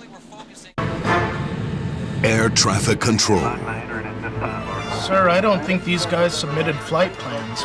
has never experienced No, son. Neither do I. anything like this. You're coming in too fast. Winter X Games 14. Expect heavy turbulence. Starts January 28th on ESPN Mobile TV. College football presented by Kate Jewelers. Brought to you by Bud Light. With the just right taste that's not too heavy, not too light. The difference is drinkability. Aflac. We've got you under our wing. And Verizon Wireless, America's largest 3G network. All right, it's time for Geography with J.C. Pearson. J.C., explain the shuffling there of those helmets. It's just the state line. Kansas is on one side, Missouri on the other. You know. Now, Kansas is the home team, by the way. This is considered their home game this year. Missouri, of course, will have it next year, but that's a little geography lesson of how they're laid out in the United States. I wasn't too good at geography. You got that one right, though. Did I? Okay. Yeah, I figured you'd get more of a math guy. Ask me a numbers question, give you a better answer. Well, how about this? Kansas has had drives of 98 and 70 yards for touchdowns, so having to go 88 yards doesn't seem to bother them, but Will Ebner is bothered by it. He delivers a big hit after a 5-yard gain. So here you go. This is one of the reasons they call it the border showdown. Of course, the obvious one is the geography, but they don't have to go very far to see each other. Kansas is 55 miles here from Kansas City, and Missouri only has to travel 116 miles. That's nothing, so everybody climbs on the buses. Yeah, and both teams recruit the Kansas City metro area very hard. So like you said earlier, they fight for a lot of the same players that come out of this area. Todd Reesing came out of Austin, Texas. And he gets it out to Briscoe. You like to have him in space if you can. And tough running by Briscoe, and he lost the ball. Missouri gets it down to the 5-yard line. Carl Geddes. And that tough running cost him. Wow, I was just going to say that that's what they want to get. Whenever Carl Geddes is playing off of Desmond Briscoe, they're just going to throw the ball out there, let him try to make a guy miss. This is the second time they did it in a row. You can see that ball just gets popped out of there. I think that was Jasper Simmons, number 9. Watch him just rip this ball out of there at the end. Or actually, it wasn't Jasper Simmons. That's Jacques Smith. Yeah, number 3.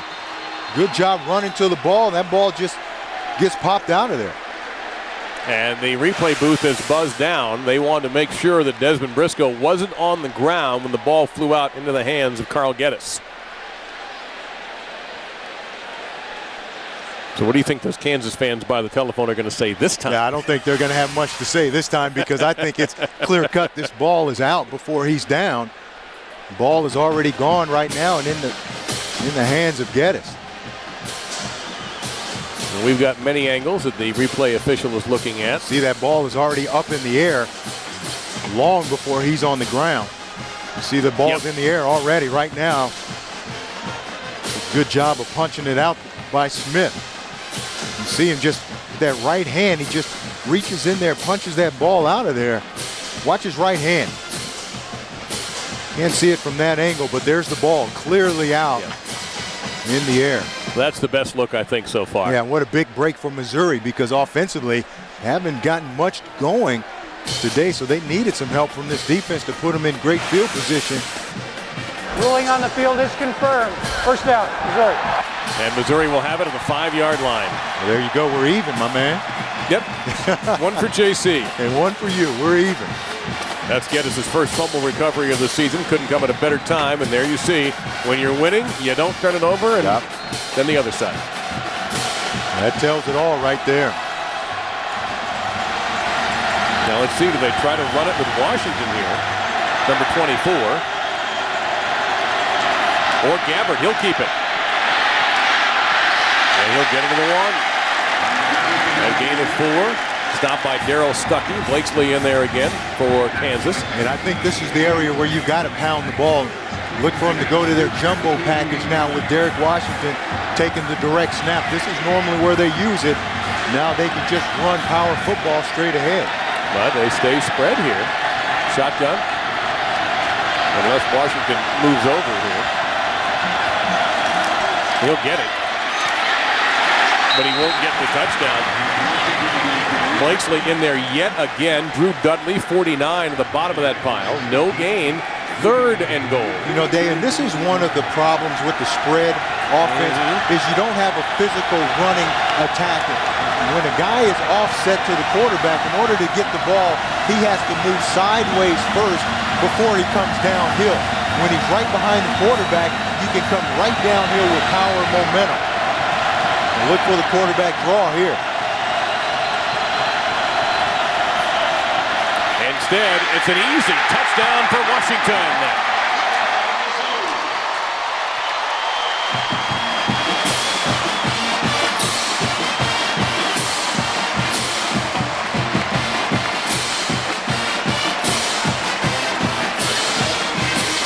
The 9th touchdown of the season for Derek Washington. And a 5-yard drive and 3 plays on the Carl Geddes fumble recovery and return. Yeah, and they brought him in motion, faked the sweep, and now he's able to cut it back inside. The 234th consecutive PAT by Missouri kickers. And the Tigers have tightened the border showdown.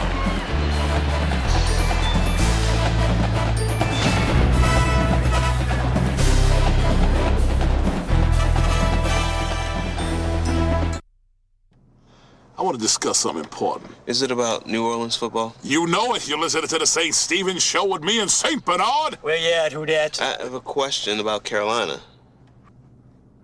Who dat? Drew Brees! Oh, yeah. Stuck in a bad relationship with sports radio? Switch to ESPN Radio for the best sports on the dial. All right. Who's that? Dirk Nowitzki. No, you're good. Okay. Who's this? Kerry Strug. ESPN.com/ham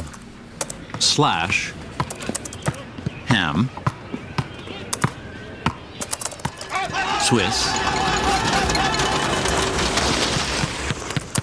mayo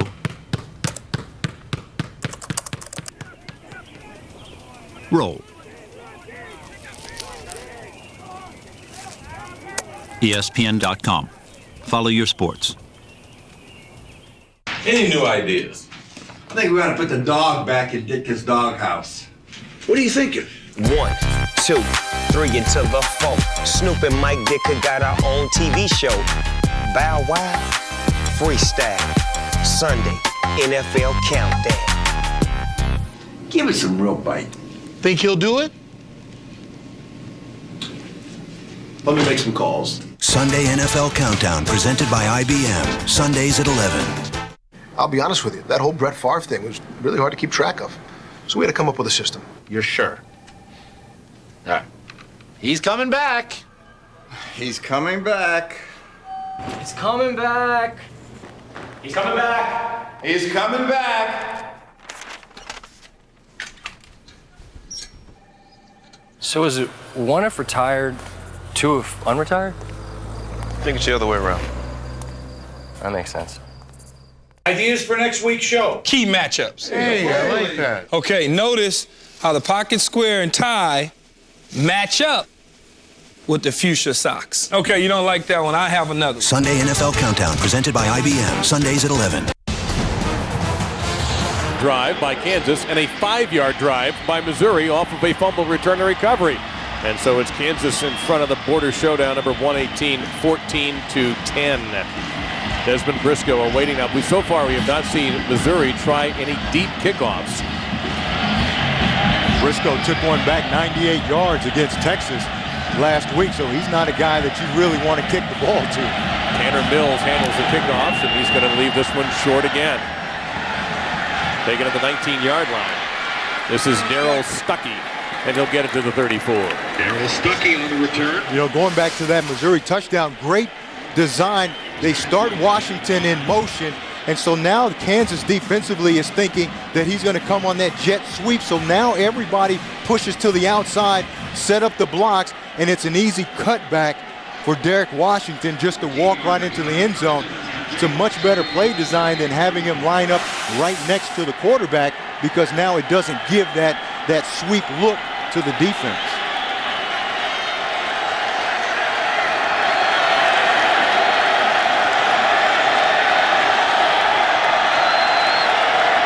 Reesing off of that 3-receiver to the right set, goes left instead, and Briscoe is shoved out of bounds by Geddes, the combatants in the last play. And off we go to our Times Square studio on a visit with Matt Weiner.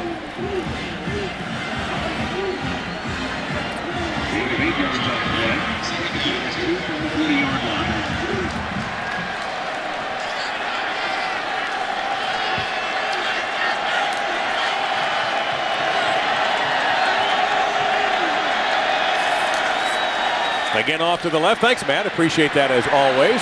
And it is Meyer shoved out of bounds by Jasper Simmons. That's a 6-yard pickup and a Kansas first down. So it's been Kansas primarily through the air. Very few handoff to running back. Very hands-off to running backs. And the officials decided that was not a late hit out of bounds. Simmons had started the contact and Meyer was inbounds.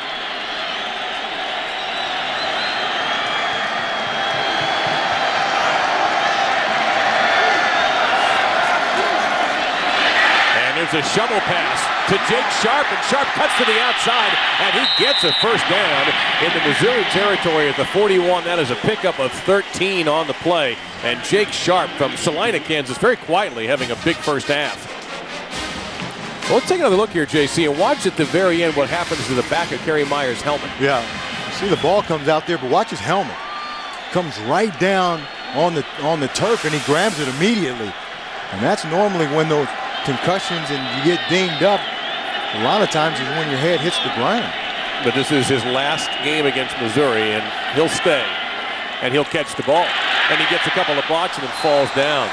Jonathan Wilson was doing a great job downfield sustaining his block, and Meyer been able to hold on. But Meyer's not the first player to have slipped today either. Yeah, no, this is a grass field, a natural grass field, so it's going to be a little slippery out there. You can see some wear and tear out there.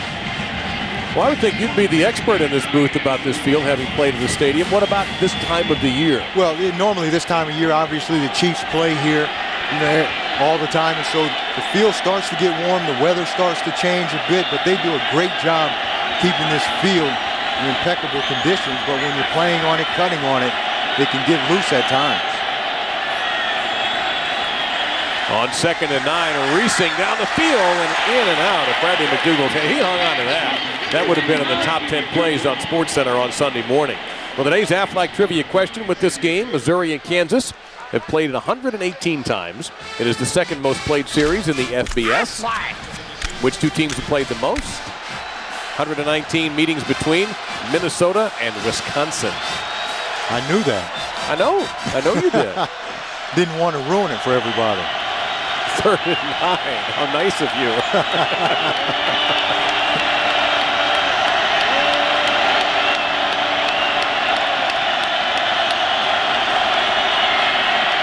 Pressure from the edge. No problem for Reesing. Look out here, Briscoe.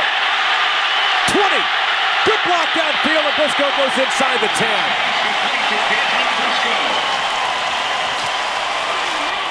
He was tackled by Carl Geddes. And again, Missouri leaves the middle of the field wide open, allows Briscoe just to come across, and now he's working on the nickelback. Going to work on number 22, Steeples. The pressure doesn't get there, and now he just makes a miss.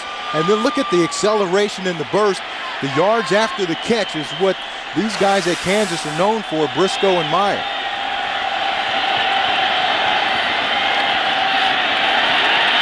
Reesing with all day back in the end zone. Meyer, touchdown! KU.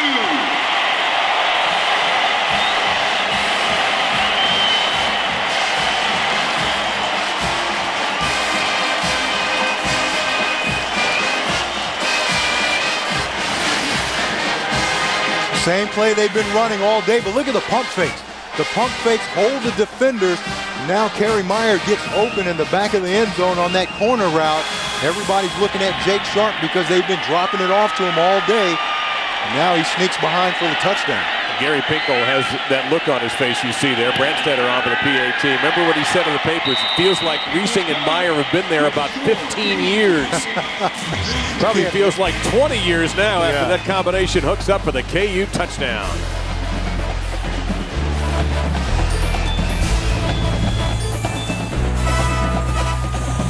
We go through slumps, like everyone else. And when things start going bad like that, sometimes the best thing to do, watch the tape. Now look right here, your shoulder, you're dipping it. Really?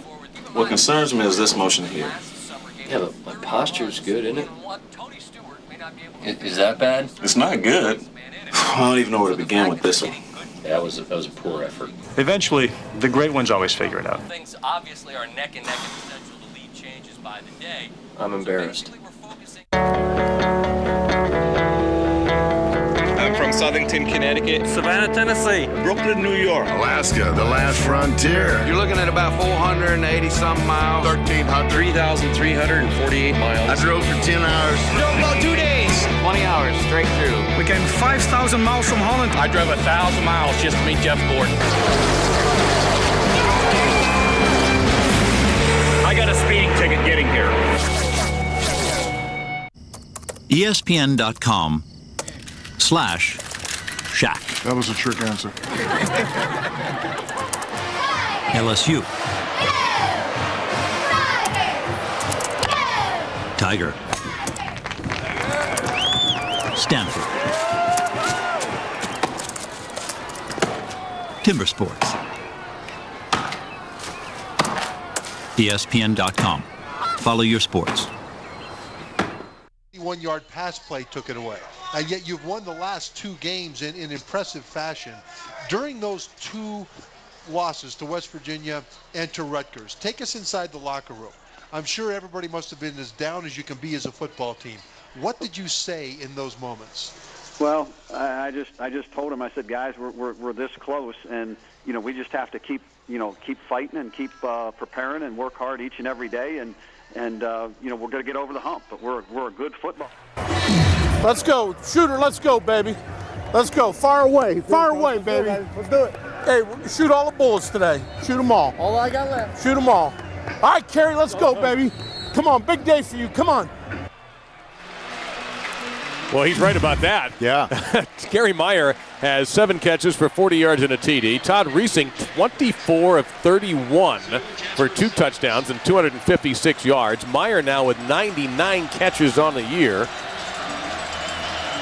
And it's just hard to imagine that Kansas has lost 6 straight games. Yeah, 21 points already. They've only scored more than 21 once in the last 6 games, so they're doing way better than they've been doing. Jasper Simmons gets it out across the 35. They're going to mark him down at the 37-yard line after a 27-yard gain. So the challenge for Blaine Gabbert to run a 2-minute and 56-second drill here.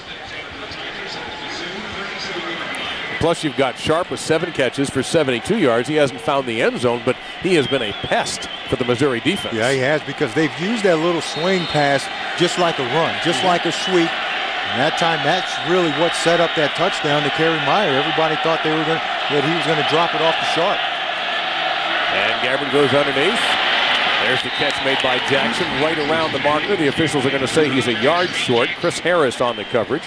So it sets up 2nd down and a yard to go. Missouri has all of their timeouts. Kansas just 1 left. Yeah, no need to rush and panic here right now. A lot of time left in the half with all your timeouts still with you.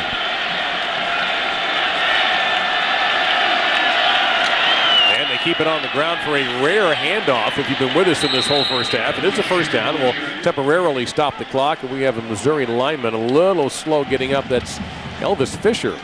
72, but he's an offensive lineman and a sophomore. He's not getting out of the game anytime soon. He made his 26th straight start today for Gary Pinkel. There's Elvis.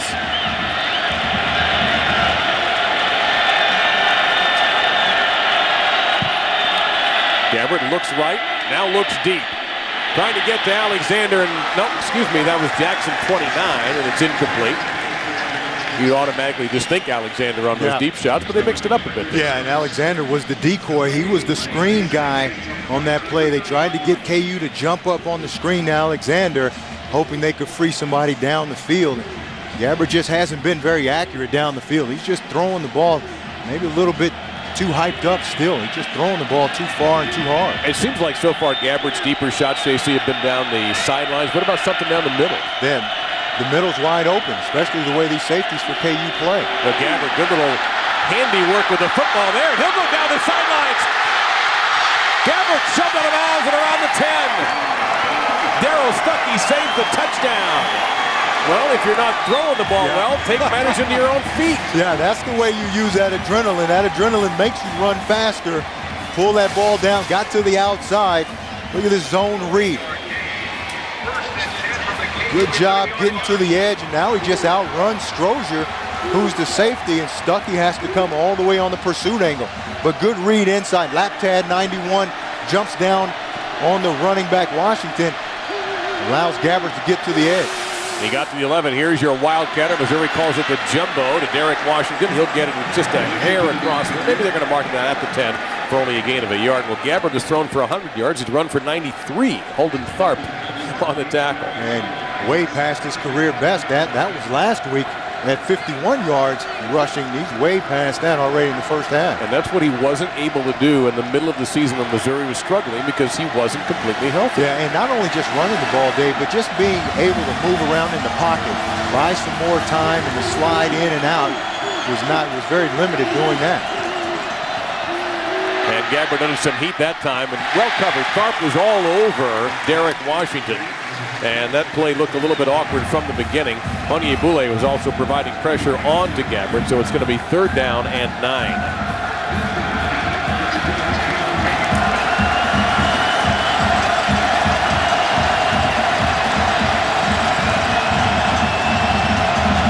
Looks like an empty backfield set coming up here. The slot receiver is Washington to the left. 0 for 5 on 3rd down, Missouri.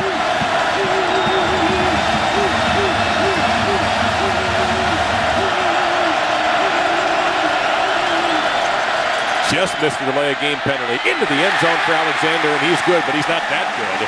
And that's well covered by Harris, and it sets up 4th down and 9, and we'll see if it's a decision to go for 3, and that is the decision from the bench. But again, the ball just sails for Gabbert, throwing the ball high. Watch Alexander here on the slant. If you just put that ball down on his numbers, it's a touchdown. He's got that big body with Chris Harris, the defender, behind him. That's a touchdown. Blaine Gabbert's got to get those balls down. His passes today have been high a lot of the times. Dressel, 21 for 22 on the year, making 22 of 23. He's got 2 field goals, and Missouri gets a little compensation, but I got to tell you, that's got to feel flat for them after that 40-yard run by Gabbard got them in the red zone, but Missouri wasn't able to get the 6. Or are you a football fan? Let me ask you another question. Do you just cheer? Or do you scream till your lungs bleed? For the first time ever, true football fans can let their voice be heard in the Van Heusen Pro Football Hall of Fame Fans Choice. Just go to jcp.com/fans choice to voice your choice. And while you're there, check out the completely affordable Van Heusen men's collection. Van Heusen and JCPenney. Voice your choice! My name is Ram, and my tank is full. I am fueled by optimism, driven by passion, a can-do spirit and a get-it-done body. I'm less talk and more action. I play to win, and I don't expect a ribbon for participation. I'm built to reward the people. Well, coming up on our Capital One halftime report from our Times Square studios in New York, John Saunders and Jesse Palmer will have scores and highlights of what's been going on today. Analysis of our first half and a look at tonight's primetime lineup as Notre Dame faces Stanford at Farm and Georgia takes on Georgia Tech. That'll be a couple of fun games, and you'll be able to watch them on ABC and ESPN2, both of them. Another deliberate short kickoff now. Don't forget, Kansas is going to get some decent field position out of this. More than decent field position with Stuckey down the sidelines, and he's out of bounds. And it was the kicker, Tanner Mills, who pushed him out. Let's see where they finally marked him out. Now, how about Stuckey? Stuckey's a safety on defense, has 9 tackles already today. Kickoff return team. Watch him, instead of just going down, good job getting out to the left. It was a left return. Look at Briscoe. He's the return guy out leading. He didn't step out there. He's still running down. Doesn't go out. And they marked him out of bounds, though. JC, look where the marking is. Yeah, way back. And I don't think he went out of bounds here.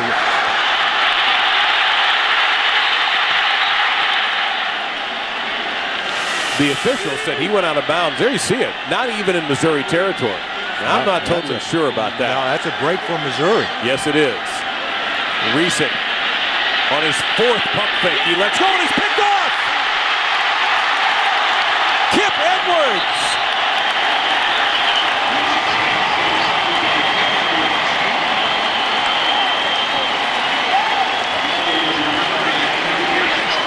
Gatskar picks up the fumble off of the return. It's about the only mistake that Reesing has made in the first half. See, guys are just dropping in coverage. Then he sees Meyer at the last second, but never sees Kip Edwards, number 1, and just throws the ball right to him. And the ball marked at the 48, so the ruling on the field was a fumble, which moved the ball forward. It actually looked like he might have been down. And that was actually the same play they scored the touchdown on. So Gabbard, with 3 timeouts, he will do the prudent thing and just throw it over there by the Missouri coaching staff. So 2nd down and 10. All of a sudden, we've had these wild swings with turnovers in what had been a pretty clean game for most of the first half. Onyebule providing more pressure, and he's becoming a little more difficult to block as this game goes on. Getting up the field, getting in the face of Gabbard. What Kansas is doing defensively, they're sagging those safeties deeper now, just trying to keep everything in front. Don't give up an easy score. This time the pressure came up the middle. And Gabbard said, to heck with this. I've been running the ball well all day. I'll continue to do that. But in this case, he couldn't even get back to the line of scrimmage, or maybe, well, they're going to give him the line of scrimmage. They're going to say no gain on the play. So, by the way, people, we've been talking so much about Kansas's offense, but their defense. And let's not forget, Missouri's touchdown drive was set up by a fumble return. It was only a 5-yard drive. And you see what Reesing has done today. And again, with Kansas, it's really like 2 different seasons. Yeah, the last 6 games, all losses, only 5 touchdowns, 6 interceptions. But the KU defense has largely been stout. But you can't do this, though. And they don't. Harris right there, stride for stride with Woodland. And that's been their problem. They've given up way too many big plays over the top. And that time I'm surprised that they're in single coverage, even though Chris Harris does a great job with his body position, forcing the receiver out of bounds. But don't even put yourself in that situation. You know Missouri has to throw the ball down the field just back up and try to keep everything in front of him. So Jake Harry the fourth, who did have a punt blocked earlier this year by the Longhorns, but his last punt was a beauty, 56 yards. Not much pressure, and there is nobody back for Kansas, and that ball is knocked down by the Missouri cover team. So 14 seconds remaining. Well, this rivalry is enormous and exciting for the two states and for football fans across the country, but also the Mark Mangino story has certainly taken center stage. And you see what he has done. Before Mark Mangino, Kansas had not posted a winning record in any of previous 6 seasons. He got that done in 2005. 2007, he was the National Coach of the Year and Orange Bowl champion. He has had success, but I think most everybody is aware that he's under quite a bit of fire right now. Yeah, no question. He's had success. And, you know, the thing now with all the investigation, the internal investigation, and all the things said publicly, I mean, I don't know how you come back from that and retract and say, okay, well, we did our investigation and everything now is fine. There's been too much said. So is Mark Mangino about to go into his last half as a Kansas coach? If that is the case, or even if it isn't, he'll go to halftime with a lead by 8. ESPN's presentation of college football on ABC will return with a Capital One halftime report after these messages.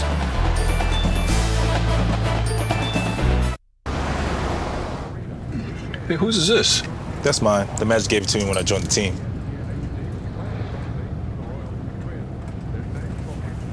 Look at that. Tiny hat. This is fun. Hey, it is my birthday. What is this? How'd that get in there? Huh. ESPN, your NBA destination for games Wednesdays and Fridays. Air traffic control Sir, I don't think these guys submitted flight plans. has never experienced No, son. Neither do I. anything like this. You're coming in too fast. Winter X Games 14. Expect heavy turbulence. Starts January 28th on ESPN Mobile TV.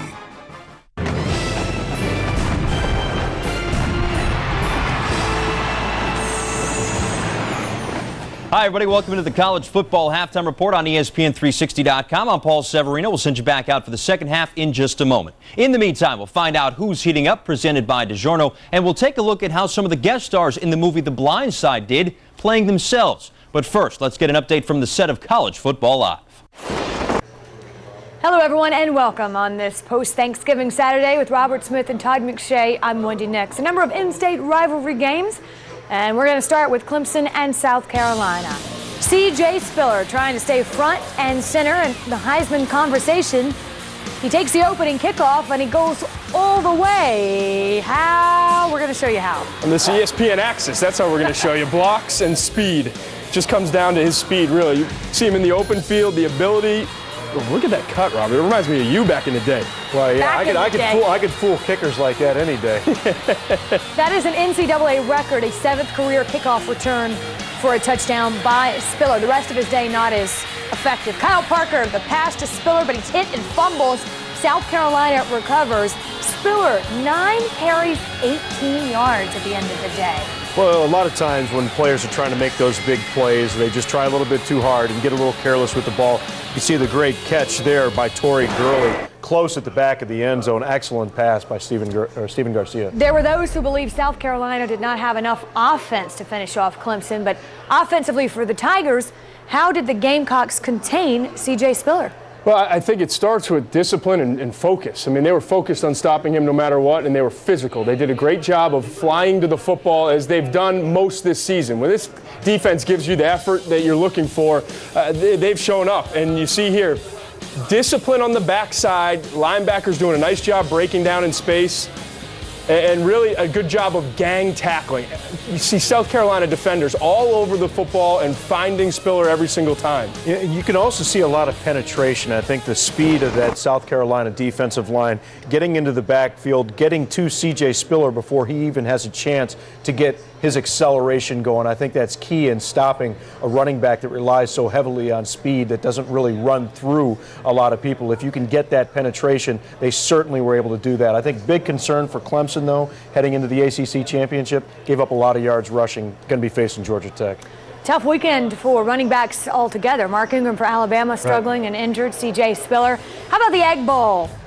And by that, I mean Ole Miss and Mississippi State. It's a 14-karat gold Egg Bowl. There it is. It's the actual egg.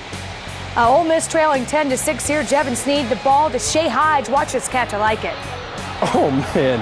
I mean, every single time you watch that, it's just amazing. He's able to tip it up basically to himself. You said the cornerback, so what else do I have to do? Oh, wow. That's just an unbelievable job of concentration, just never giving up on the ball.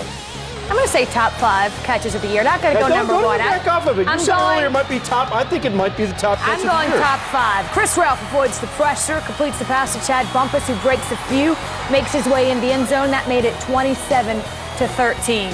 It just was a rough afternoon for Jevin Sneed. That was his 3rd pick of the day. Rough afternoon on a rough season for Jevin Sneed. How about Mississippi State? The record doesn't necessarily show it, but a huge improvement, I think, under Dan Mullen, the first-year head coach. And a big win for Dan Mullen over Ole Miss. TJ Yates and their number 24 Tar Heels on the road at NC State. Yates looking. A wide open Jerani Boyd who makes the catch, and a 65-yard touchdown will be the result. Tar Heels up 10. Yates, 13 of 19, 275 yards and 2 touchdowns. Same score here. Russell Wilson to Owen Spencer for the score. Well, I tell you, Russell Wilson, very dangerous quarterback, talented guy, only a sophomore. Put up huge numbers last year. Again this year, up over 30 touchdowns now. Here he is again. Wilson under pressure, deep to Spencer again. Wolfpack upset UNC. It's a 1-point final score, 28-27. Randy Edsall beat Charlie Weiss's Irish last Saturday, hosting Syracuse today. Andre Dixon, he gets it, runs left, he scores. UConn on the board, 7-0. Talented running backs here at UConn between Andre Dixon and Jordan Todman. Of course, Andre Dixon, the winner in overtime last week against Notre Dame. Mike Lang here takes the kickoff down the left sideline for the 80-yard touchdown, and the Huskies look solid. It is 14-3. Second kickoff return consecutive weeks after having a bunch returned on them earlier this season. Nice haul for Dixon. Talk about Andre Dixon. There he is on the carry for 45 yards. Very talented runner. You know, and he was splitting time with Donald Brown a couple of years ago, put up a lot of yards.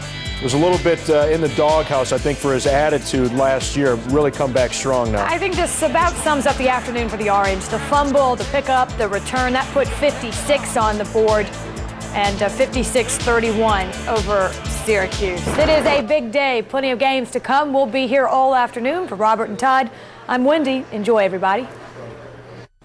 Coming up next, we'll find out who's heating up as the regular season nears its end. Plenty more on the way. Stay tuned.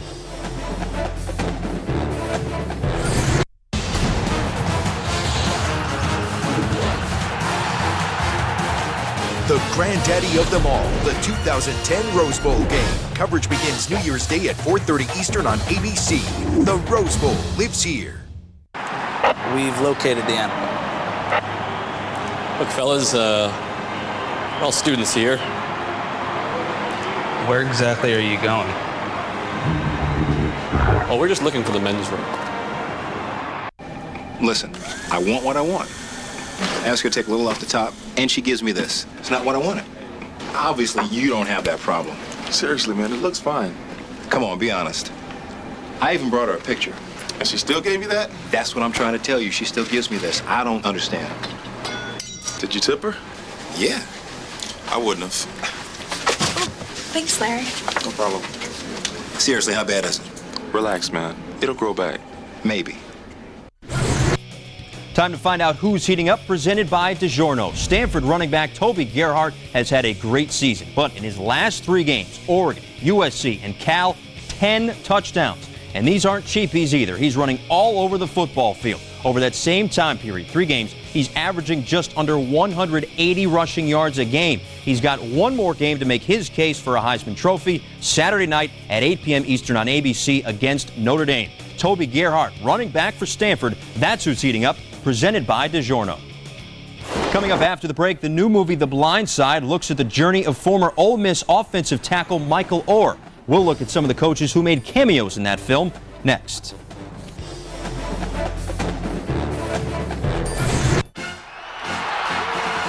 Score Delivery Pizza. Ouch! Minus the delivery price. For fresh delivery taste without the delivery price, it's DiGiorno. Air traffic control Sir, I don't think these guys submitted flight plans. has never experienced No, son. Neither do I. anything like this. You're coming in too fast. Winter X Games 14.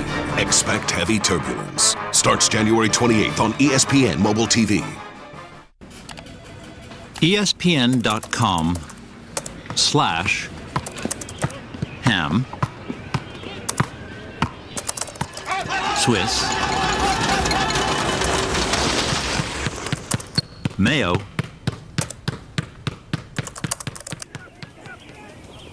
roll. ESPN.com. Follow your sports.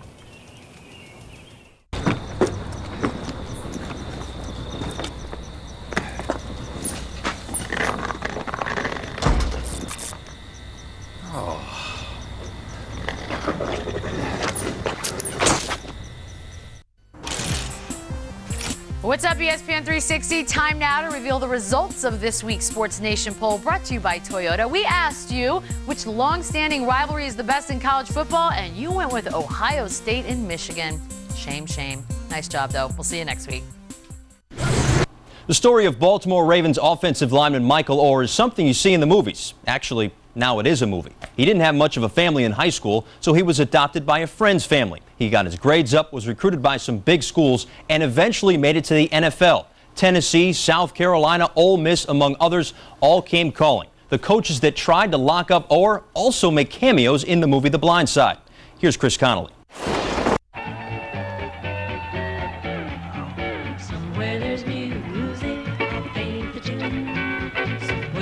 Wow.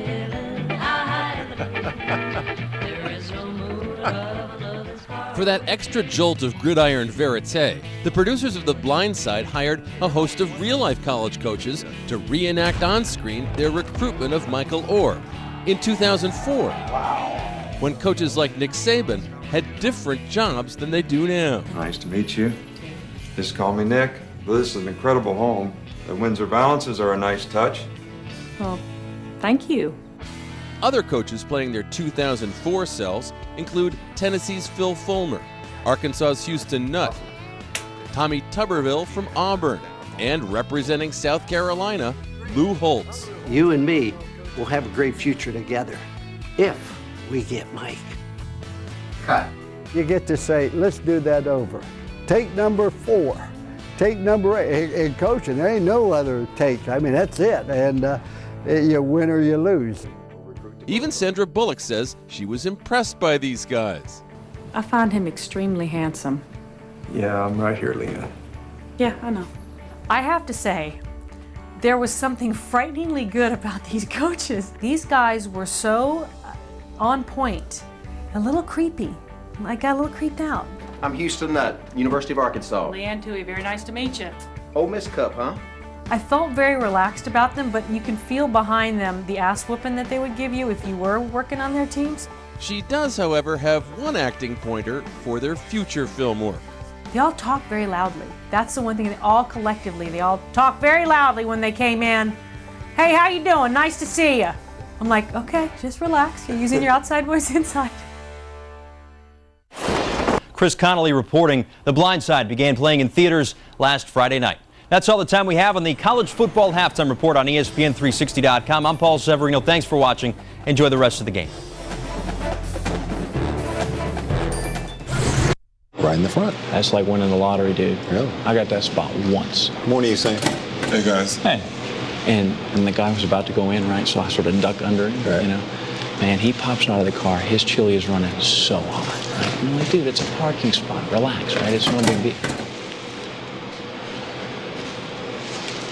Slow day, huh? Listen. Man, I would kill for that schedule. Me too, man.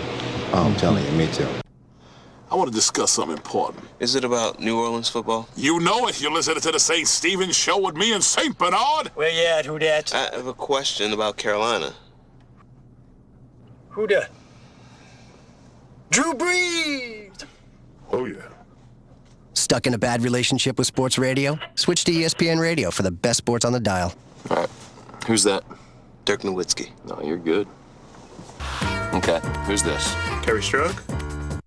Heat up, and I think had imagined for so long what it would feel like to have that moment. And he did get a little emotional when we started the interview, just coming out of the tunnel and kind of imagining what he was going to do today. And I think the biggest emotion, Trevor, is going to be when he walks off the field. That's going to be something to see because he had to kind of contain it for this game. When he walks off the field, and it's going to be the perfect punctuation for him for his career. He doesn't like Florida State. It's his least favorite opponent.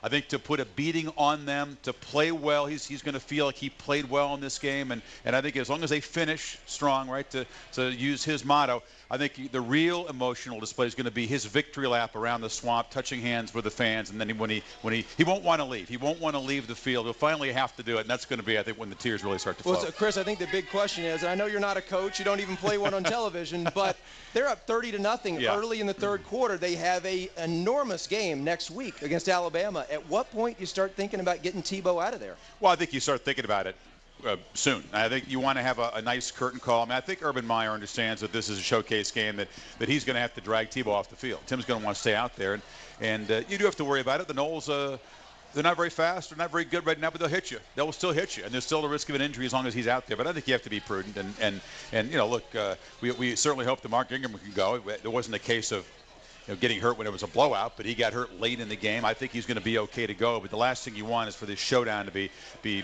hurt by somebody not being 100% for that game. Chris Fowler joining us. He presents the Heisman, the absolute biggest award for college sports. And the Heisman, that announcement can be heard right here on ESPN Radio 2 weeks from today.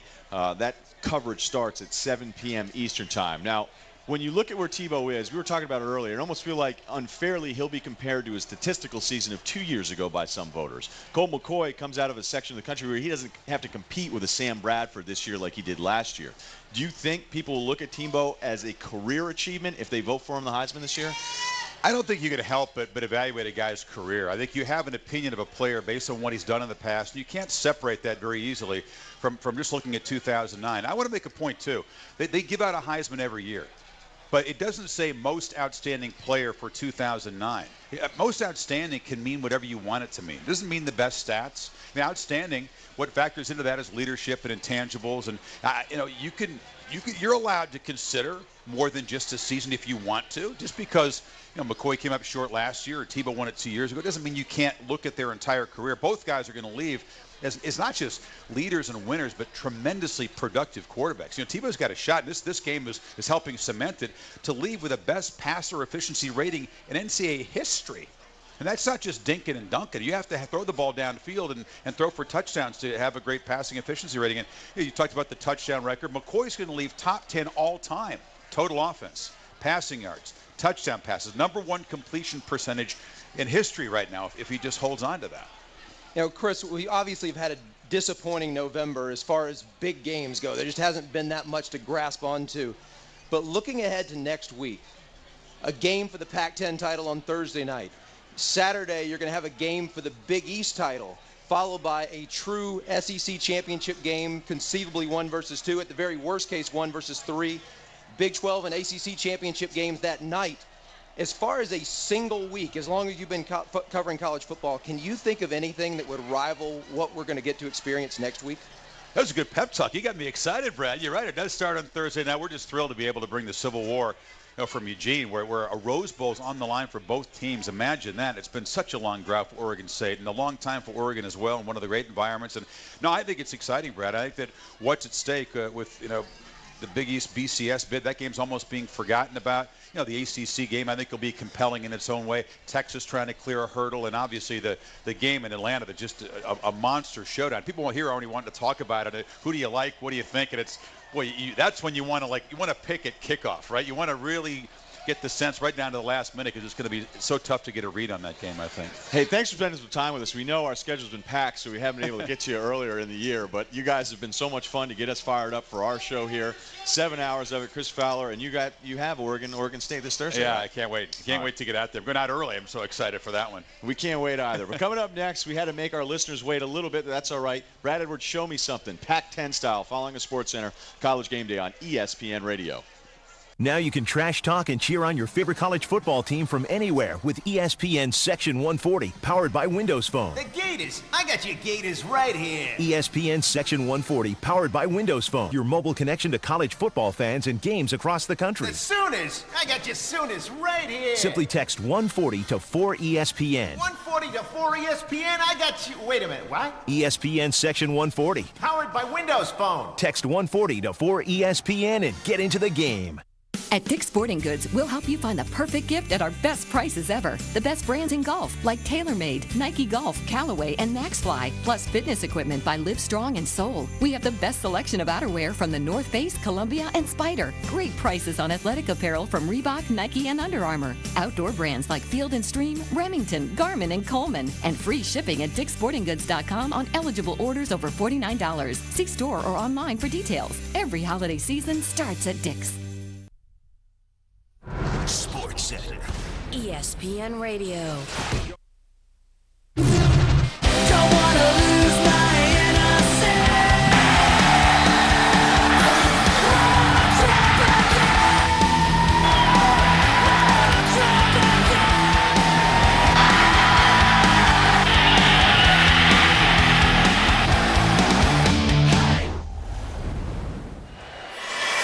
Welcome back to coverage of ESPN's College Football and ABC, presented by Kay Jewelers. Big 12 Conference, Missouri and Kansas border showdown, number 118 here from Kansas City's Arrowhead Stadium, home of the Chiefs and home of that halftime score. KU in front of Mizzou, 21-13. Dave Lamont with J.C. Pearson again. A happy Thanksgiving weekend to you. We're really happy to bring this to you. The intensity of this rivalry has not abated, even though these teams aren't playing for some of the stakes they've played the last couple of years. But Todd Reesing for Kansas, the senior, having a tremendous step, mostly so far. Yeah, he's played well the first half. 256 yards passing, 2 touchdowns, has made some runs with his legs, also pulling the ball down, but he's really spread the ball around. The Jake Sharp, you see the interception there to Kip Edwards. Really the only bad ball that he's thrown. You can see by the passing chart, he's really just dropped the ball off. Hasn't thrown it down the field very much, but he spread the ball around. Jake Sharp, Kerry Meyer, Des Briscoe, done a great job. Now Blaine Gabbert, the sophomore, this is his first showdown, and maybe he's showing that a little bit. Yeah, not as accurate throwing the ball today. Only 100 yards passing in the first half. He has almost as much running as he does passing. He's got to get Dario Alexander back involved in this game. Only 5 catches for 30 yards for Alexander. He's got to get going in the second half. Here's Jasper Simmons for Mizzou at the 1. A little bit of a hole there, and Jasper Simmons gets it out to the 35-yard line before he was hit there by Arrest Wright. So Missouri with some pretty decent field position for the sophomore quarterback from Baldwin, Missouri, Blaine Gabbert. And this game has been marked, if you have not been with us, by a lack of handoffs to running backs. Derek Washington, the main tailback for Mizzou, and Jake Sharp, the running back for Kansas, have hardly actually rushed. Sharp just 2 carries. Washington just 7 carries. Well, both teams are passing teams. Run second, but they got to get the ball here. If you're Missouri, got to look for Alexander. Gabbert looking instead for Kemp, and that is knocked away and nearly picked by Anthony Davis, the sophomore from Tulsa, Oklahoma. So 2nd down and 10. And what Kansas has done defensively is they've done a good job of disrupting Denario Alexander at the line of scrimmage, either with a linebacker or a defensive back, and then playing a guy over the top of him. But sometimes you've got to force the ball to a guy like Alexander because he has such big play potential. You've got to give him an opportunity to make a play for you.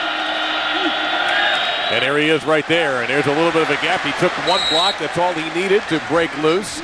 Only had 30 yards receiving in the first half, right. And Stuckey on the stop. That's a gain of 10 and a first down. And that's just another way to get him involved is just that quick bubble screen. You see him in the slot there, just back up, catch the ball, and now let your athletic ability try to make some plays for you. He's able to come up with the first down, but whatever they do and however they do it, he's got to touch the ball more this half for Missouri.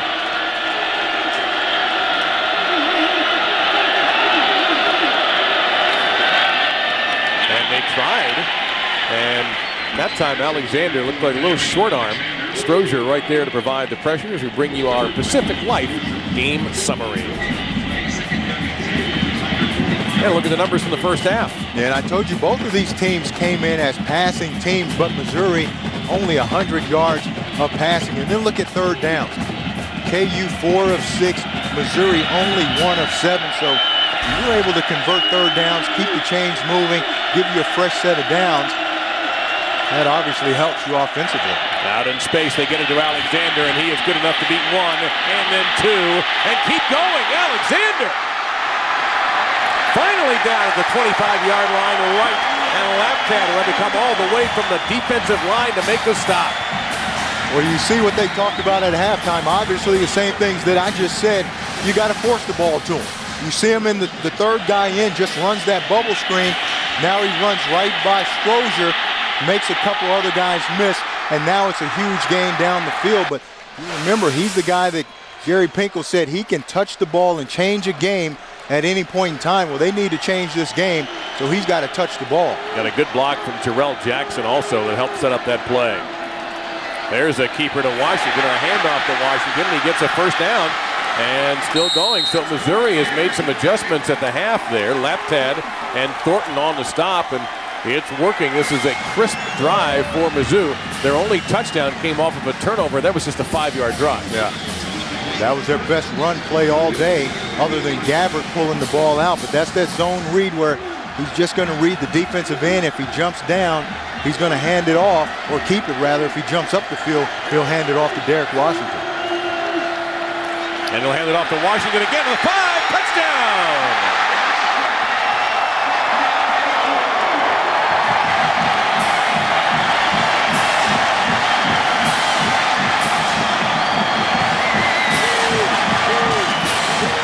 Second touchdown for Washington, and now it looks like Missouri wants to go for the tie here. Just great blocking inside, too. Elvis Fisher, number 72. Austin Webbles, number 66. The left side of that offensive line just caves KU down. Derek Washington is able to just run that ball inside down the field for the touchdown. So you get an empty backfield look. Washington will be in a slot. You see 4 receivers to the far side of the near side of the field where there's lots of room, and Alexander solo at the top of your screen. And a timeout being taken here. Well, the look on Gary Pinkel's face says it all. Timeout taken with 13:16 left in the second half of a close game. Well, one of the things that makes the rivalry interesting is there's sometimes comments in the newspaper. There's always little subtle digs that teams take. Well, I think in this case, JC, they've done it with their uniforms. You take a look, people are watching Missouri, who've watched them all season. Those are one-time only uniforms for this game. Yeah, Nike created those for 10 programs around the country. Missouri is one of the 10. Supposed to be the lightest uniforms ever made. The type of material, the jerseys, the pants, the shoes are supposedly only 10 ounces. So those are like track spikes out there. Supposed to be 10 ounces, all this high-tech technology make you play faster. Kansas counters with their red tops, which they've only worn one at a time this season, and are 7-1 with Mark Mangino as their coach in red tops, and a logo change on the helmet. Gabbert kind of counter for 2. Get to the edge, no chance. No chance.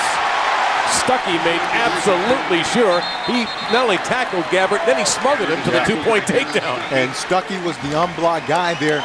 He was the safety that's also doubling Alexander. He reads run, and now he's the unblocked guy and makes the tackle.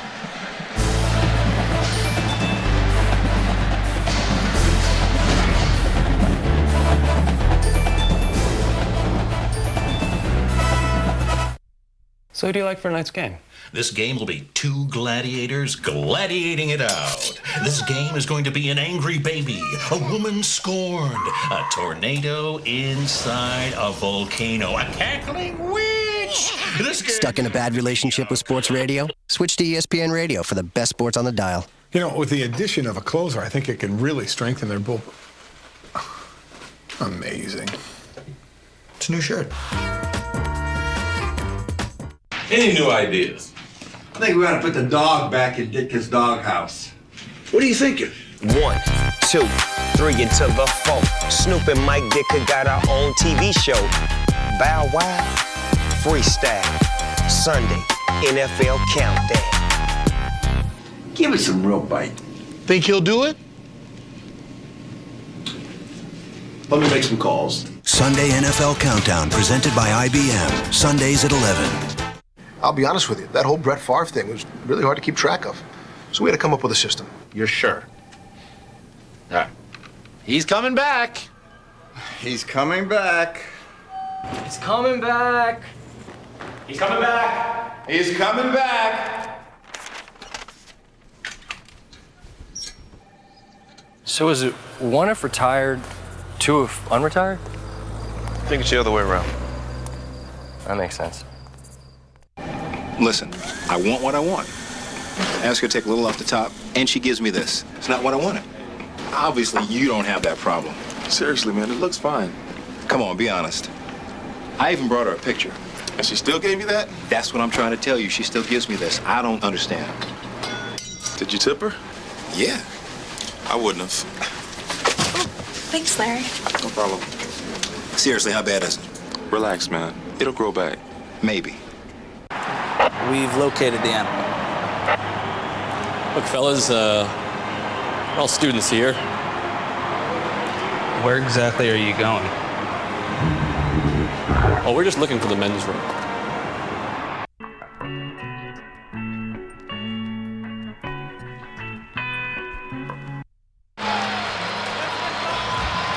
There's a 6-play, 65-yard drive in 98 seconds. Missouri now within 2, and there you go. There's a dispute. That's how much these schools don't even like each other. In 1960, Kansas beat Missouri, knocked them from an unbeaten season, knocked them away from a national championship. Then they found out they had an ineligible player, a guy named Bert Cohn, who went on to play in the AFL for Kansas City, oddly enough.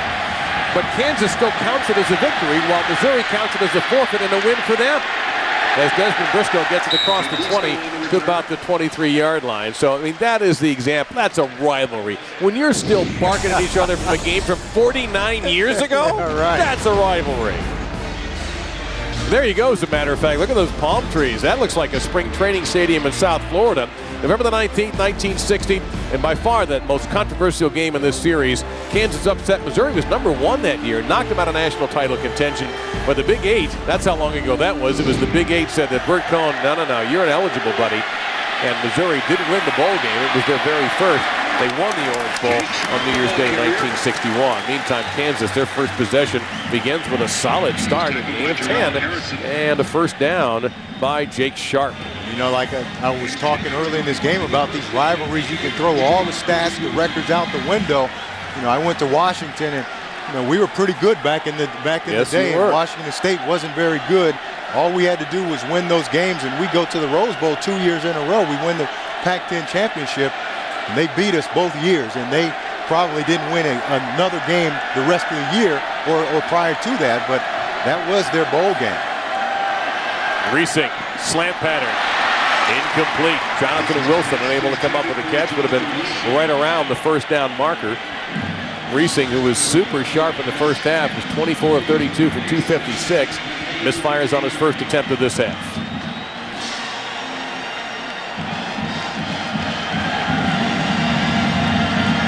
Mark Mangino is training in offense. He was a successful offensive coordinator. As a matter of fact, he's the only coach in the country ever to win the Broyles Award as the top assistant, which he did in 2000, and then the National Coach of the Year, which he did in 2007.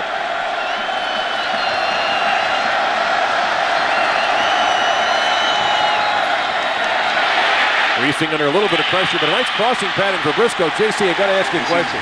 Why would, and there's a flag coming down late on Kevin Rutland. The question very quickly before we get the call, Why wouldn't he have kept running toward the sideline? After he caught that pass, I thought he had room there. Well, it looks... Personal foul. Grabbing the helmet opening and a defense, number 20. 15 yards from the dead ball spot. First down. Well, it looks easy from up here, Dave, but those guys are moving pretty fast, and you can see Rutland closing in pretty good. You can see the angle that Rutland had to cut him off. Briscoe tried to jump back inside of him. Rutland still gets called for right there. You see that right hand grabbing the inside of his helmet. Gets called for it. Well, that's got to hurt. The penalty puts it at the Missouri 46. Pitch out. Sharp. He's quick. Love the balance to land right about where the marker is. Geddes shoved him out, but Sharp very close to the first down if he didn't get it. And he did get it. You see, they're telling him just lower that shoulder, get those extra yards. This is something that they didn't run in the first half. They've already run it twice. Just this toss sweep right here. Just a quick pitch. Try to get him to the edge. He's had big games both times they've run it this half. He's averaging 7 yards a rush and 4 carries.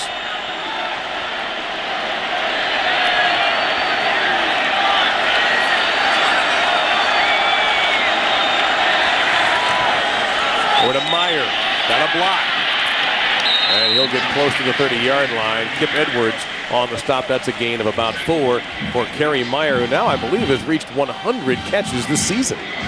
And had over 100 last year too, but you know, those kind of plays right there are really just run plays. Just catch the ball outside, try to get up the field. If you get 4 or 5 yards, they're happy with that. And if you can make a guy miss and turn it into a huge gain, well, that's a bonus.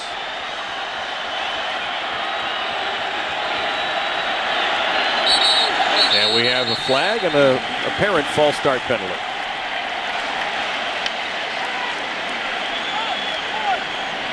So second down remains, but now it'll be second and more like 11. Penalties, fortunately, not a big factor in this game for the most part. We've had a couple of personal foul penalties that have helped, but it's not a game where the officials have dominated the action.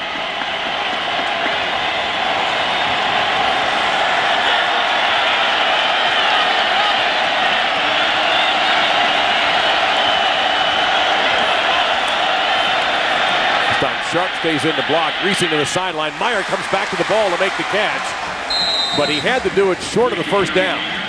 He was near the first down marker, but he came back to get the football, and he's tackled at about the 29-yard line, so they're 3 yards away. The Jayhawks, that's a gain of 8. Xavier Gooden on the stop. But a good play design. They try to run Meyer on that wheel route, and it's really a read.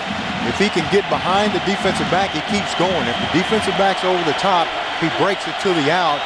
They read the same thing, have a catch.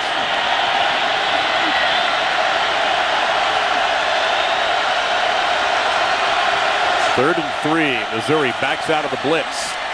Reesing all day to throw, and he's got Beery for the first down, and Beery just keeps going. Inside the 15 and down at about the 13-yard line for a 17-yard pickup for the sophomore from Omaha. Okay, this offensive line is giving Reesing a lot of time to go through his progression read. You're going to see the crosses right there in the middle, and look at Reesing go through all of his progressions, then finds Beery on the backside in that hole in the zone.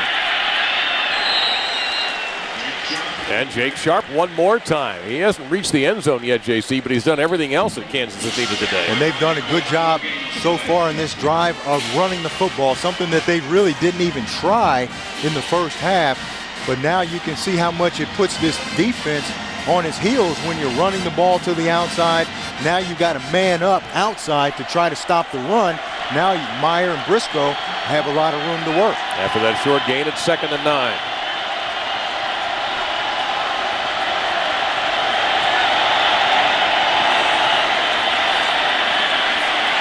And under pressure, Reesing, and that ball should have been caught, and nobody knows that more than Jonathan Wilson. Pressure up the middle from Alden Smith. You know, these teams combined for 57 sacks coming into the game. The defenses, we've had none so far today. And that's the only way that you can stop a true passing attack that is very good is by getting to the quarterback. And Reesing's had a lot of time, sit in the pocket, go through his reads, and find open receivers. Done a good job. Alden Smith is really the only guy on this team that can significantly get to the quarterback, and they've done a good job blocking it. Better hurry, down to 4 seconds. Again, Reesing's got time to the end zone and knocked away. Kip Edwards on the coverage. And half of the stadium thinks that's interference. The other half says, good play, Kip.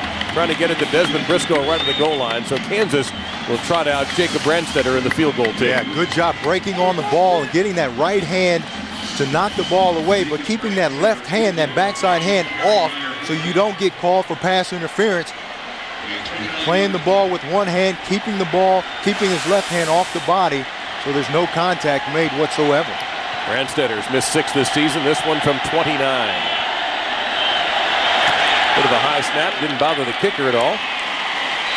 Good job by the holder, Kerry Meyer, and Kansas ups its lead to 5 with 8:51 to go. They'll hold it, there's a flag. Well, there you see now. Personal foul on the defense, number 12. Half the distance of the goal. Automatic first down. That's Sean Weatherspoon. Never mind what I said about penalties not having a huge impact on this game. This one might. That is huge. And that's their senior leader. Sean Weatherspoon has been in these games. He knows how big these games are, how big of a moment this is right now. That hurts to have your number one guy on defense make a play like that. So the ball is at the 6-yard line. Erase the points off the board. Always controversial when a coach does this because there is that line of thinking that you never take points off the board. But I think it's a good move here to take them off the board. You get a fresh set of downs on the 5-yard line and maybe turn those 3 into 7.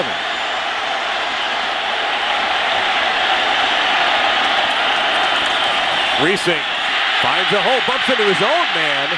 And if not for the collision with his own blocker, Maringelli, he might have been able to get in there, and Ebner is on the stop. So, inside the 5, down to about the 2-yard line goes Kansas. Gain of 4.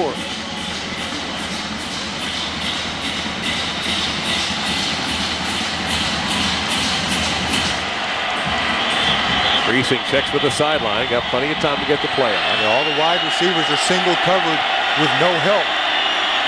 And a handoff to Sharp, who just sort of jumped into the pile and really didn't get very far at all. Maybe a half a foot was all for Jake Sharp. He's a small back at 5'10", 195. See, he came out of there with his helmet kind of turned a little differently. Yeah, this is not the area where Jake Sharp is at his best. He's not a big, physical, strong, pounding type of a runner. You're going to try to run it to him, try to get him to the edge. And don't forget, Kansas is missing their top running back, their leading rusher in Tobin Opurum, who was injured last week in the loss to Texas. And he's the 235-pound bruiser. They miss him here, but this is the 13th play of the drive. Watch the fade route to Briscoe up top. No help. 1 second to get the snap. And the only thing that Todd Reesing to do was something that he had to do twice in the first half to avoid a delay of game penalty, is call Kansas' first time out of this half. So play 13 of the drive will have to wait a few seconds. Well, on ABC's Tuesday at 9, 8 Central, TV's Funniest Doctors are back, and they're teaching a whole new generation of eager young minds. ABC Scrubs, new class, new laughs. The all-new 1-hour season premiere Tuesday at 9, 8 Central on ABC.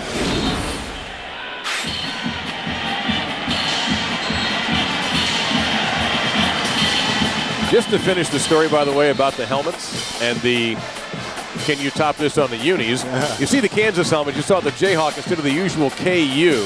The Jayhawk dates back to the days of Gale Sayers. I mean, they wore that up till 1992. That's the Kansas symbol right there. They brought those back today for the first time in years. Yeah, that's because Missouri has those space-age helmets, kind of stealth bomberish, kind of honoring the B-2 bomber that's right down the highway that's based at Whiteman Air Force Base. So they kind of have a stealth look to their uniform. So here we go on 3rd and goal. See if the timeout was worth it. There's the fade. Meyer, catch in the end zone, touchdown!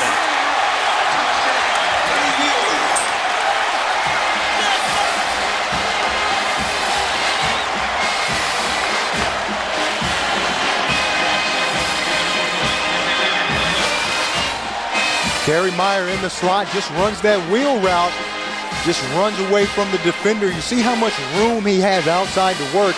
That's why they ran that fade from the slot, so he can run away from the guy, have a lot of room outside for Todd Reesing to throw the ball and stay in bounds. So Kansas with the upgrade from 3 to 7, and they have gotten back their 9-point lead. Todd Reesing's third touchdown pass of the night, and the second catch for 6 by Meyer.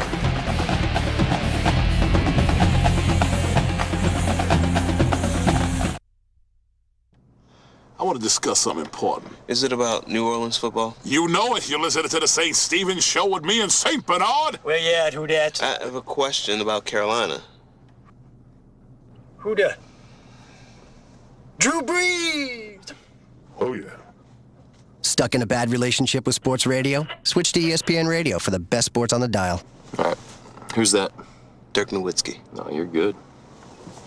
Okay. Who's this? Kerry Strug? Hey, whose is this? That's mine. The Magic gave it to me when I joined the team.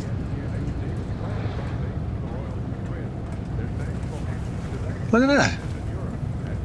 Tiny hat. This is fun.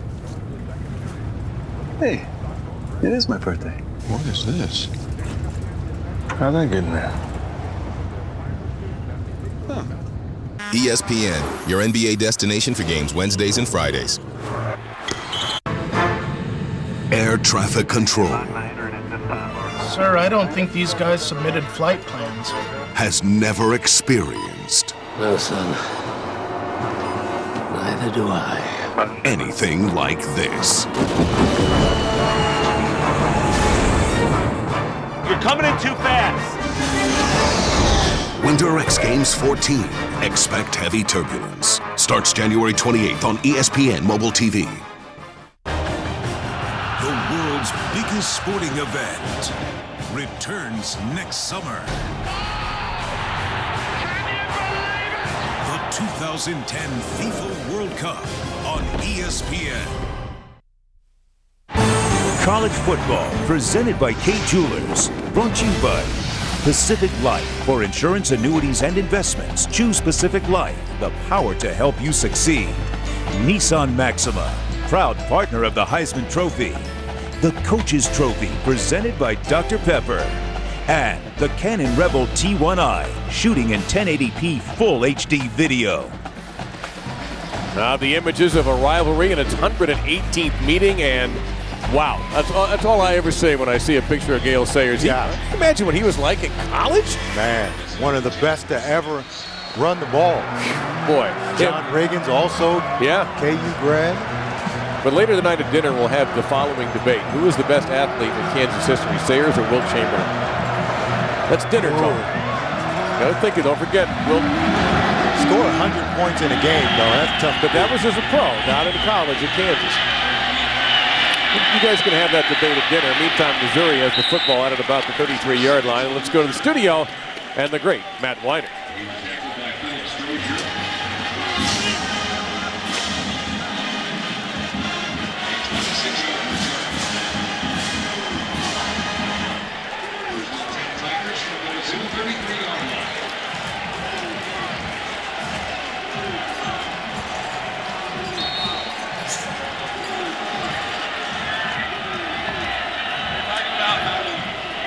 All right, thank you, Matt. Who came to us from our Times Square studios.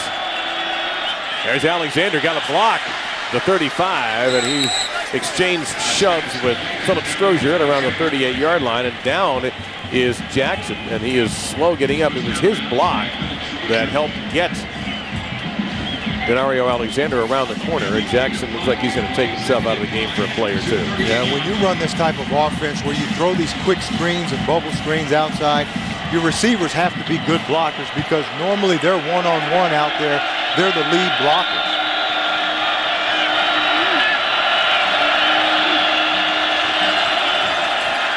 Gabbard.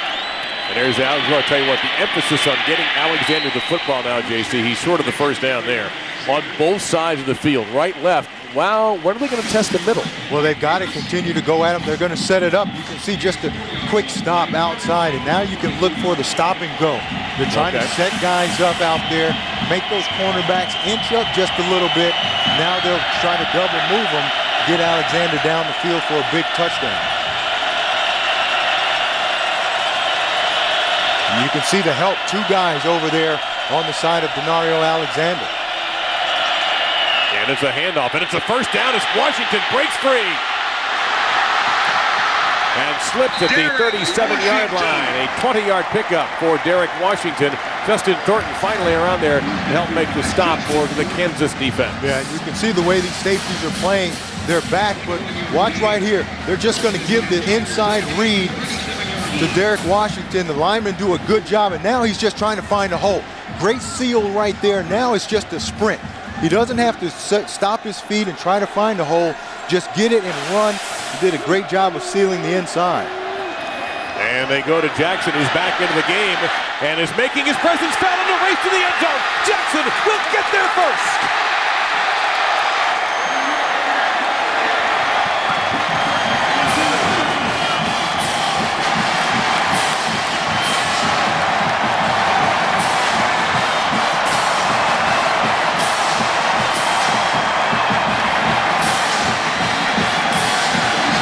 The third time this season Jackson has found the end zone. First time as a runner, 4 plays, 67 yards. Boy, you see the speed there of Jackson, though. That really was just a sweep. Even though he's a receiver, it's just a sweep play. Russell with the PAT, and the Borders showdown inches ever closer. Meeting number 118 could be as memorable as 117 and 116 were, as Missouri inches to within 2.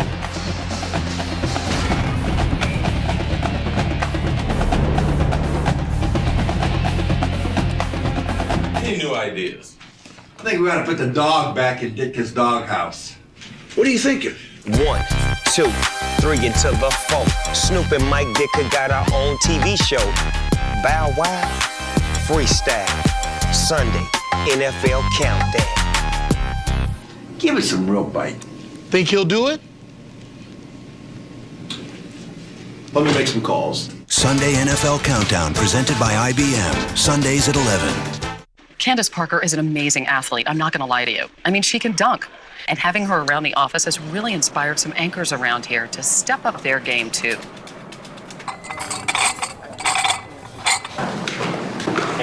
What's up, Mike? Does it translate to television? You okay? I'm good. Not really. Ho, ho, ho, ho, ho, ho. But at least they'll have nice calves. We go through slumps, like everyone else. And when things start going bad like that, sometimes the best thing to do, watch the tape. Now look right here, your shoulder, you're dipping it. Really? What concerns me is this motion here. Yeah, but my posture's good, isn't it? Is that bad? It's not good. I don't even know where to begin with this one. Yeah, that was a poor effort. Eventually, the great ones always figure it out. Things obviously are neck and neck in potential to lead changes by the day. I'm embarrassed. I'm from Southington, Connecticut. Savannah, Tennessee. Brooklyn, New York. Alaska, the last frontier. You're looking at about 480-some miles. 1,300. 3,348 miles. I drove for 10 hours. Drove about 2 days. 20 hours straight through. We came 5,000 miles from Holland. I drove 1,000 miles just to meet Jeff Gordon. I got a speeding ticket getting here. Yeah, we're Texas, just north of Mexico, home of the armadillo. What is that? It's just freestyling. We don't freestyle Texas fight, big boy. ESPN College Game Day, built by the Home Depot, Saturdays at 10 a.m. The border showdown, Missouri and Kansas, is turning into a sweetheart of a game. Kansas with the advantage, but Missouri gets to the end zone on the 37-yard run by Jarrell Jackson. And we'll show you how he did it in just a moment.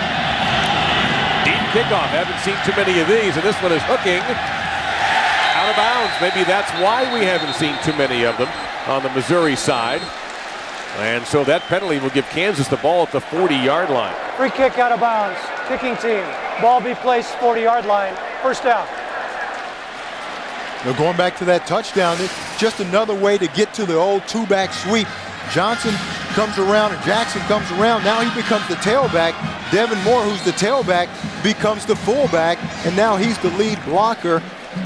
You can see Jackson's just going to get right behind him, Lead block right there by Moore, and Jackson now can jump outside and use his speed to get down the sideline. Just another way to get to a two-back formation and the old sweep play.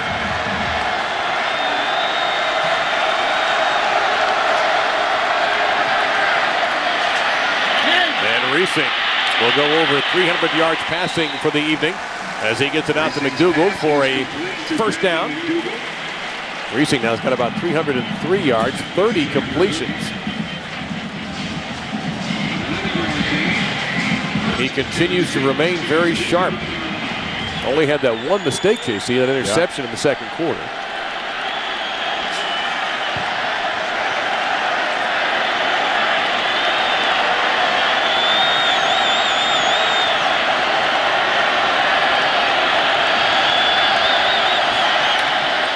Little pressure from the backside, and that ball is dropped by Rel Lewis. Second down coming up. Well, tonight, ABC and ESPN2 deliver for you 2 full national games. First, Notre Dame needs a big win against Toby Gerhardt and a lethal Stanford Cardinal offense. Or you can see Georgia take on number 7 Georgia Tech. Saturday Night Football presented by Southwest Airlines at ABC at 8 Eastern, 5 Pacific. Or college football primetime at ESPN2 at 8 Eastern. Both games can be seen nationally on either ABC or ESPN2. Go to ESPN.com, search the word MAPS to find the game you want to watch. 2nd and 10 for Kansas.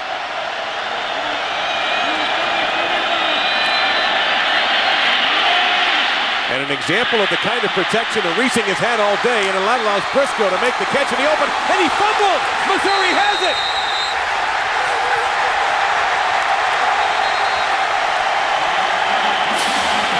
For the second time tonight, Carl Geddes falls on a Briscoe fumble. And they got what they wanted there also. Briscoe matched up on the linebacker, Sean Weatherspoon in coverage, and that's a mismatch. Briscoe catches the ball, but turns down the field and just doesn't take care of it. You can see just outruns Witherspoon there, but you got to put that ball away. It's the second time, and how about Carl Geddes, number 19? Yep. Going after the ball, pulling that ball out. Watch 19. Good job playing the ball, misses the tackle, but plays the football and just rips it away. His second fumble recovery. Kansas's third turnover. They get it dropped.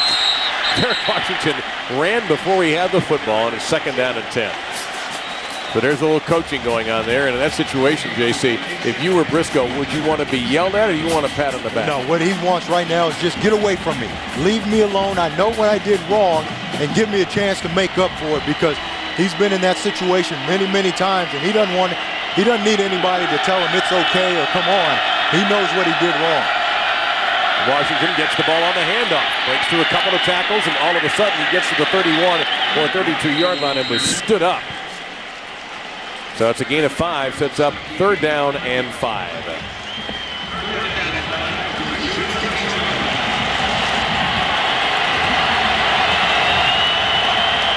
And the great thing about this kind of rivalry game in a neutral stadium is you're 50-50 on the fans, so everybody's involved. Yeah, it's loud no matter who has the ball. Remember the quarterback run in empty sets. We haven't seen that the second half. Gabbert, and you won't see it here. Instead, Alexander, the defender fell down. Alexander makes another one miss. He's gone. Alexander, touchdown.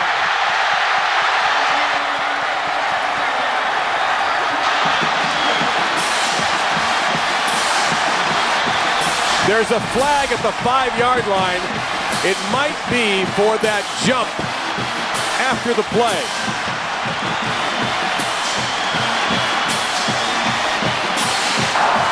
Touchdown is good after the play. Unsportsmanlike conduct on the offense, number 29. That 15-yard penalty will be enforced on the kickoff. So that wasn't even Alexander. That was Jackson, who did something the officials didn't like, and boy. He just had a touchdown, and he's really unhappy, Gary Pinkel. Yeah, and then they got Jackson for taunting. You see Alexander just stroll into the end zone right there. Nothing wrong with that. That didn't draw the penalty, obviously. So Russell on for the PAT. What a dramatic turnaround in this game. And now Missouri has stormed ahead, 33-28. How about the 2 touchdowns off of the 2 Desmond Briscoe fumbles? Again, Alexander just runs that quick slant. They get mixed up in man coverage. Now he makes one guy, Philip Strozier, miss, and you're not going to catch him. Pinkel said he's as big and as fast as anybody he's ever had. And again, it started right from the line of scrimmage where they had the 2 defenders run into each other. Wow, Gary Pinkel may draw a flag himself. You know, there are times that the coaches take out their anger on the player whom the penalty was called on. This is not the case. You're going to see, look at right there. You see Jackson right there just running, taunting Justin Thornton all the way down the field. Well, for Alexander tonight, there you see almost a Dikembe Mutombo-like finger wave there. I don't know how any officials saw that, by the way. They should be looking at the ball, but they saw that instead. So look what happens on the kickoff. Now, Missouri, with all of this momentum, this is the first lead they've had tonight. And now they're kicking off from their own 15 because of that 15-yard celebration penalty or taunting penalty.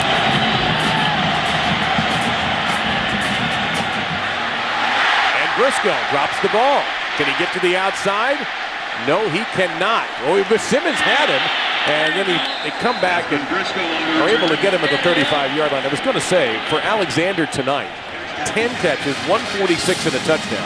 In his last 4 games, Denario Alexander has averaged 177.5 yards and has scored 7 touchdowns. And how fast do things change? And he's the guy that they wanted to get the ball to, and Kansas knew that he's the main guy, and they were going to get the ball to him. They wanted to double him every time. That time the safety gets lost. The guy covering initially gets bumped off at the line of scrimmage, and now it's a foot race that you're not going to win.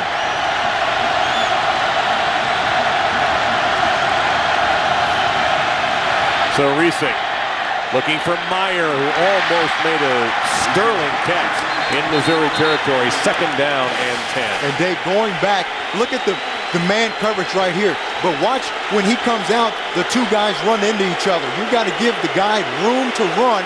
Just runs right into each other. Now Alexander's wide open on that easy slant pass. Makes one guy miss. And it's a huge, huge touchdown for Missouri. A personal foul called on Missouri. Late flag thrown by the referee for roughing the quarterback. We have not had a sack in this game. And almost had one there, but the personal foul penalty called on Mizzou puts the ball right almost on top of those 2 helmets.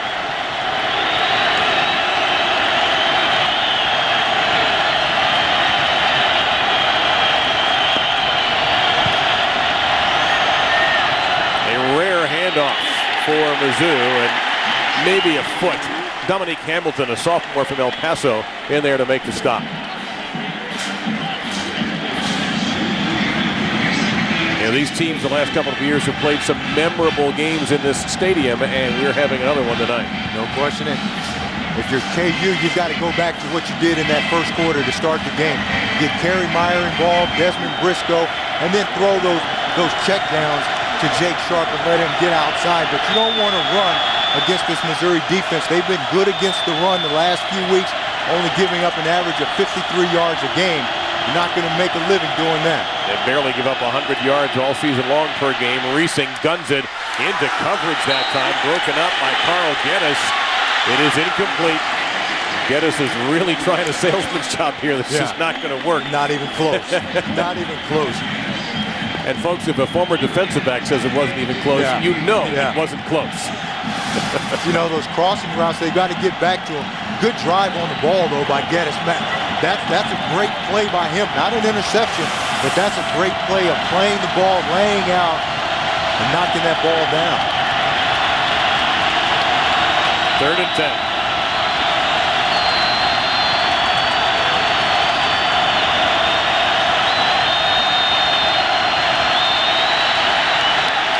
Reesing is going to get nailed with the delay of game penalty. 3rd down.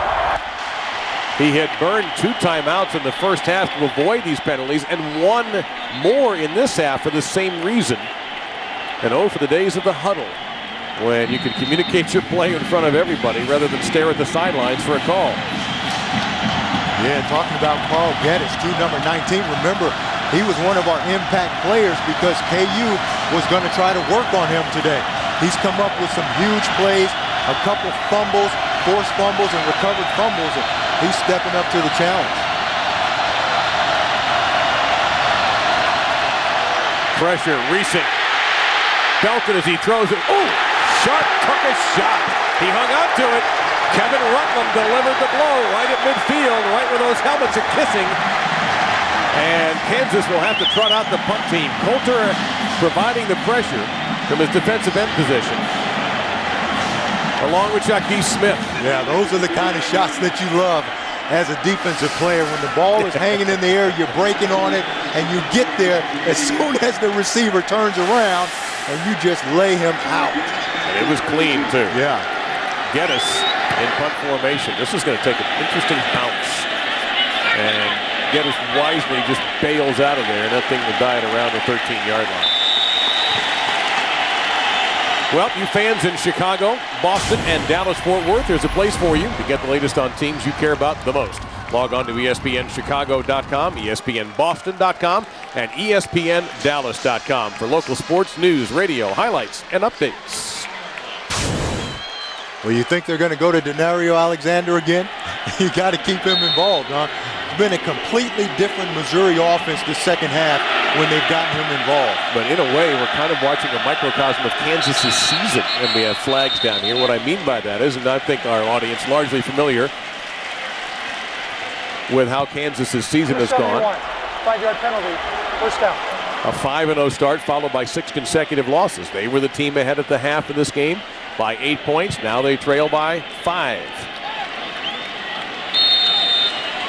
And their worst quarter lately is still to come, the fourth quarter. In the last 6 games, they've surrendered 77 points in the fourth quarter. And if you really want to take a receiver away, you get your corner up in his face and get your safety over the top. Right now, the way they're playing him, he has too much room, and now that's why they're throwing those quick screens to him. And also a lot of time. Oh, Alexander made the double move. He's at the 40, steps back. And slowed down just enough by Anthony Davis to keep that from being an 87-yard touchdown. You can't cover him one-on-one. You got to have the safety over the top. Just like I said, just one-on-one coverage with Anthony Davis. Look at the little stop and go route, and now he's beaten. The ball's on the money, and now it's a huge play down the field. The safety was nowhere to be found because they left Anthony Davis in single coverage. You can't do that against a guy like Alexander. And Alexander continues having insane numbers as he has all throughout the end of the season, and then everything slowed for Missouri there as Gabbard got in trouble and was knocked down by Chris Harris. So maybe a little bit of a loss there. They may give. I'm actually going to give him a yard in that play. Alexander, these are sick numbers. 11 for 205 and a touchdown. And he's the guy that you were focused on taking away, coming in as a defense. There's no way that can happen if that's the case. You got to get up, put 2 guys on him. Don't let him beat you. And you see what happens when you don't do that. Catch number 12. And his conditioning must be phenomenal because not only is he making these plays late in a game, but he is fighting for additional yardage. Anthony Davis spun him out of bounds, short of the first down. 6'5", 220 pounds, fast, quick, strong. He's the entire package. And now you leave your number 2 cornerback, Anthony Davis, they admitted is not their best cornerback. So you put him on Alexander and you leave him one-on-one, you're asking for trouble. Gabbard found a hole. And he has the first down to the 22-yard line. Dragged down by Jeff Wheeler, a senior out of Houston, but Gabbard gains 6. And what a comfort it's got to be for the quarterback, for Gabbard, to know that I can just throw it out there and this guy's going to get it and do something with it. They've made it easy for him. Yeah. They really have, because if you can throw the ball out there to Alexander in single coverage, he's going to make the play the majority of the time. He's going to get free, get separation, make an easy throw for you. So this KU defense has really made it easy for Gabbard the second half. Let's see if they bring it on the jet. They do to Washington. And he's picked up things in the second half. So is Missouri all the way around. And they are beginning to really, you get the sense they're wresting control of the game that they didn't have in the first half. Yeah, just the momentum, the intensity, the hype is all right now with Missouri. They feel like they're unstoppable. Again, Derek Washington, just like on the touchdown, sells the sweep, cuts back, finds a crease inside, breaks a couple tackles. You can see he's feeling it right now. Missouri has run for 223 yards, and we have another quarter to go with the Tigers in the lead. ESPN's presentation of college football on ABC will return after this message and a word from our ABC stations.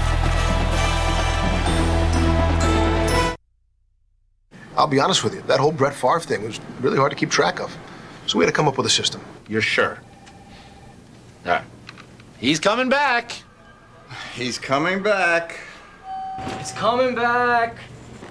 He's coming back. He's coming back.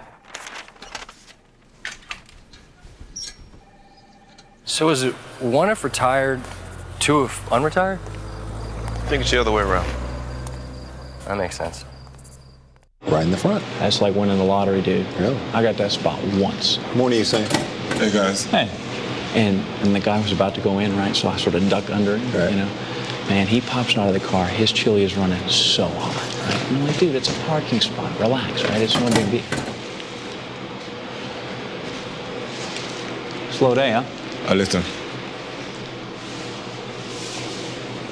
Man, I would kill for that schedule. Me too, man. Oh, I'm telling you, me too. ESPN.com/Shaq. That was a trick answer. LSU. Tiger. Stanford. Timber Sports. ESPN.com. Follow your sports. Hey, we're ready. What are you guys doing? Hey, Chris. Herbie here put his favorite Alabama plays together for our pregame video. Let me check it out. Sure. Hi, my name's Kirk. My friends call me Salsa Boy, and this is my submission tape for Dancing with the Stars. What's wrong? Yes. So wrong. I just love to get down. Go, Salsa Boy. Get down. How did that get in here? Think you know? Text CGD to 43776. ESPN College Game Day, built by the Home Depot. Saturdays at 10 a.m. Hey, whose is this? That's mine. The Magic gave it to me when I joined the team.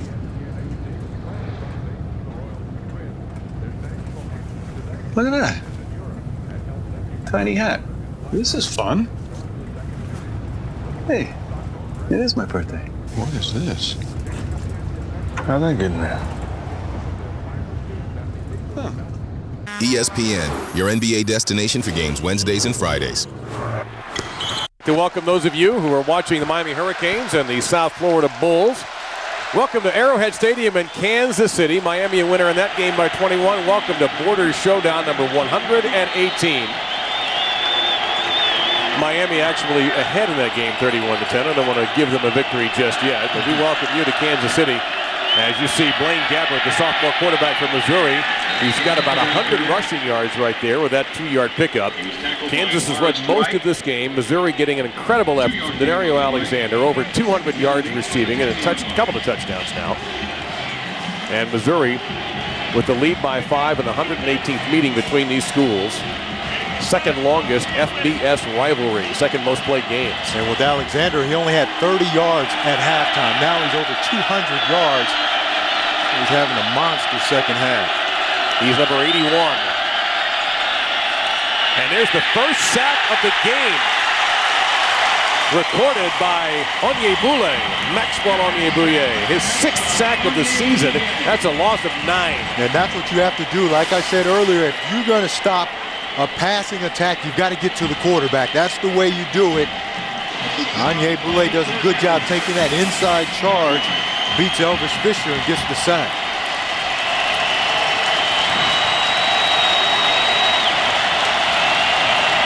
So that changes things. We're starting to get some wild momentum swings, either from big penalties or big plays or turnovers, which Kansas has committed 3 and Missouri 1. And as you can see by the play clock, Blaine Gabbert had no other option but to lose 5 more yards or burn a timeout, leaving Missouri just 1 for the remainder of the game.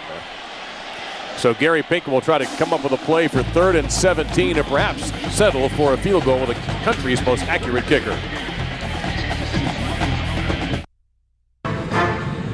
Air traffic control Sir, I don't think these guys submitted flight plans. has never experienced. No, son. Neither do I. Anything like this. You're coming in too fast. Winter X Games 14. Expect heavy turbulence. Starts January 28th on ESPN Mobile TV.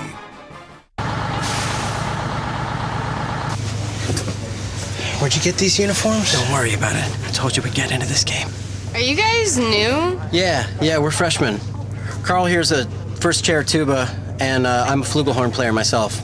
Flugelhorns, cowbells, basically anything with a spit valve. All right, everybody. Once we get there, we're gonna head down to the field to meet the team. Woo! Yeah!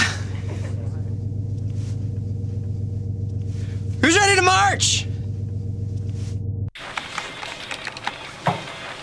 Hey, Steve. What's up, Kay? Hey, would you characterize your speed as explosive or incendiary? What'd you say? Hold on. What'd you ask? I think that answers it. Incendiary. Need anything else? Thanks, I'm good. I got my answer. Wait a minute, how do you spell? Did you say something? Is this one of those I before E words? Any new ideas? I think we ought to put the dog back in Ditka's doghouse. What are you thinking? 1, 2, 3 into the 4. Snoop and Mike Ditka got our own TV show. Bow Wow, freestyle. Sunday, NFL countdown. Give it some real bite. Think he'll do it? Let me make some calls. Sunday NFL Countdown presented by IBM. Sundays at 11. We've located the animal. Look, fellas, we're all students here. Where exactly are you going? Oh, we're just looking for the men's room. At Arrowhead Stadium in Kansas City, this is Border Showdown number 118. There is your score-by-quarters, and don't forget Kansas in this 6-game losing streak, giving up 77 fourth-quarter points. 3rd and 17 for Mizzou. Gabbert almost got sacked again and throws it over the head of the intended receiver, Giroux. That is incomplete. Drew Dudley providing the pressure, but again, in Gary Pinkel's back pocket is Grant Russell, the country's most accurate kicker at around 96%. Yeah, and you've got to kick the ball here, but you see how much difference it makes when you can pressure the quarterback. Dudley that time comes off the edge, doesn't give Gabbert time to sit in the pocket, forces the bad throw. Russell tonight is made from 43 and from 28, so he's now 22 of 23 on the year. 23 of 24, Missouri with their largest lead of the night, 8 points. Well, this week, 2 of the very best air attacks take flight on ESPN's Monday Night Football as Tom Brady and the New England Patriots take on Drew Brees and the New Orleans Saints. 2 of the top teams battling in the Big Easy. They'll try to make a huge statement in Week 12. Patriots Saints on ESPN's Monday Night Football at 8:30 Eastern. Coverage begins with a Monday Night Countdown served by Applebee's at 7 Eastern. Can't wait. I mean, I just cannot wait for that game on Monday night. Now, Mark Mangino's offense, not as crisp as it has been. You know, one thing that's been missing, JC, you haven't seen Todd Reesing run the ball very much. Right. He ran the ball effectively in the first half, 29 yards. And they kind of got away from what they did in that first half, and that's working the screens with Kerry Meyer, working him over the middle, and then also getting Briscoe involved. Now, obviously, Briscoe fumbled that ball, but you got to go back to him. And with the way Missouri plays defense, you can work the middle of the field against those linebackers and safeties. They've got to go back to that.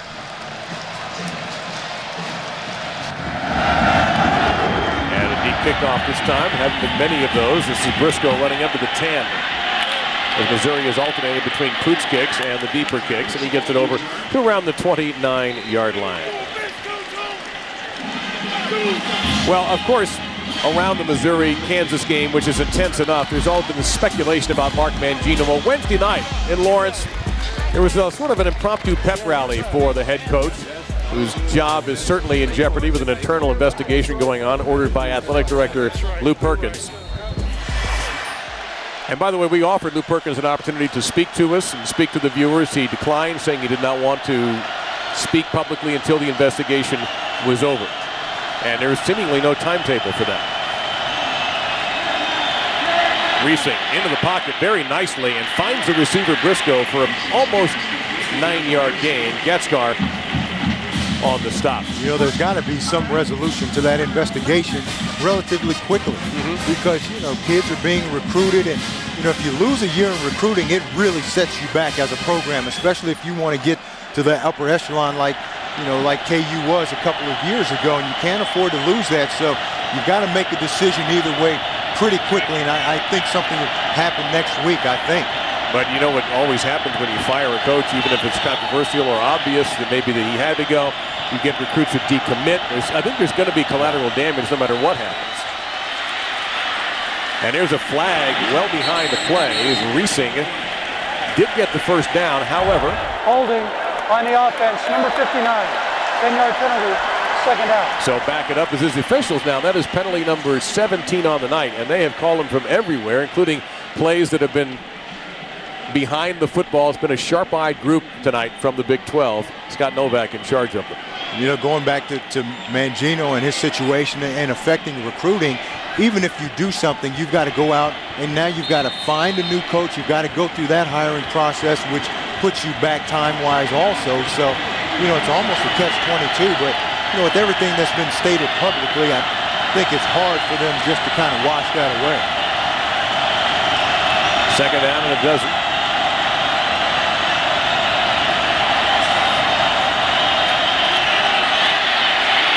Reesing has done a really good job avoiding pressure that threw behind the receiver, and it sets up third down and 12. Intended for Desmond Briscoe. So Kansas is trying to counter with their big play player in Briscoe to try to at least take a little of the sting out of what Alexander is doing. Yeah, and they approach it the right way, working the middle of the field because he is open on those deep digs, and they've got a short crosser underneath. Reesing just wasn't able to hit him on that particular play. Kansas 60% on third down tonight, 6 out of 10.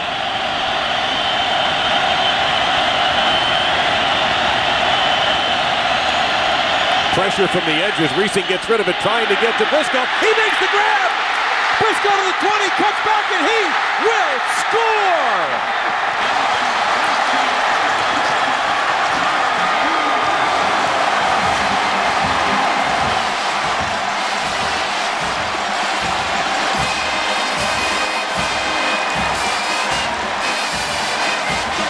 And you may have seen Mark Mangino put up 2 fingers.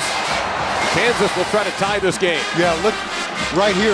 Briscoe on the slot, coming into the slot, working on the safety. Jasper Simmons, I've been saying all night, it's a mismatch to have linebackers and safeties trying to cover your top wide receivers. KU that time throws the ball down the field. Briscoe comes up with the huge touchdown. Briscoe now with 12 for 200 yards and 2 scores, and Kansas will try to tie it up. Meyer in motion. Again, all day for Reesing. Now the pocket begins to break. He fires the corner. Meyer has tied it up.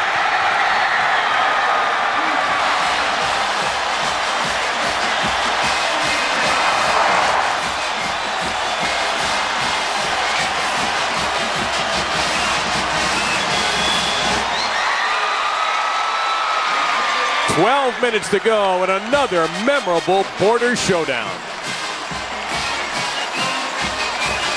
Hey, I think we're ready. What are you guys doing? Hey, Chris.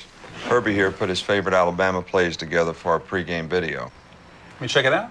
Sure. Hi, my name's Kirk. My friends call me Salsa Boy, and this is my submission tape for Dancing with the Stars. This is wrong. This. So wrong. I just love to get down. Go, Salsa Boy.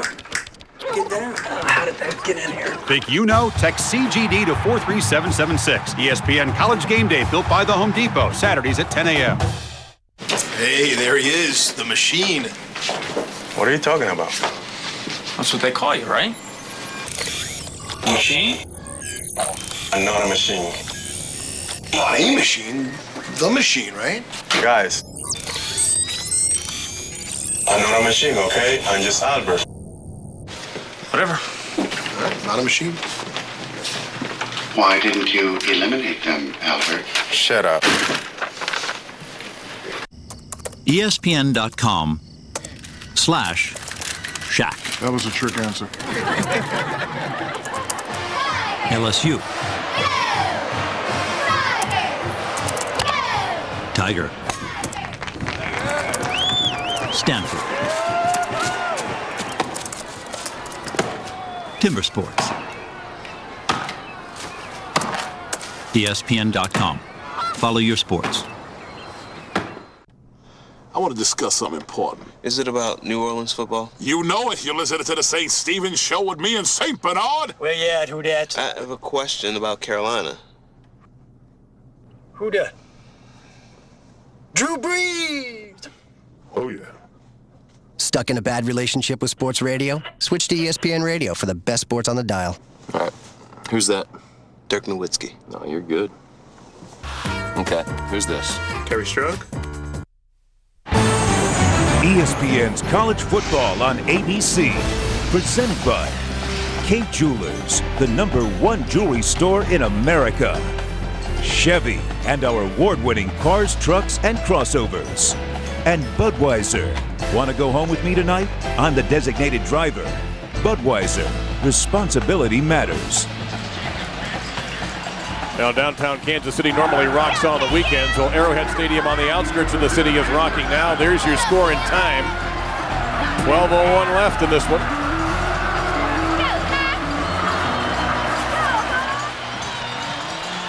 With J.C. Pearson, I'm Dave Lamont. Over 70,000 here at Arrowhead for the Borders Showdown, and it has exceeded expectations if that's possible.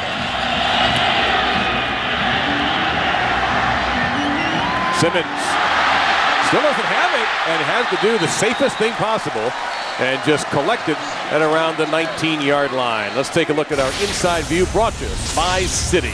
Well, a great job by KU getting Desmond Briscoe on a safety. Just going to bend it in and then just take it straight up the field.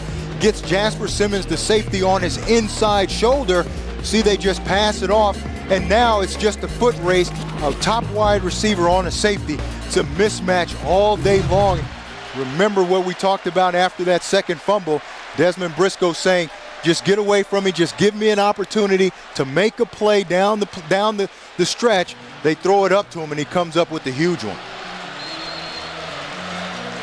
And they're going to kick it again.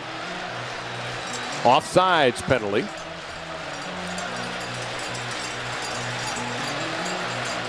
That's a big break from Missouri because the return was a bit clumsy.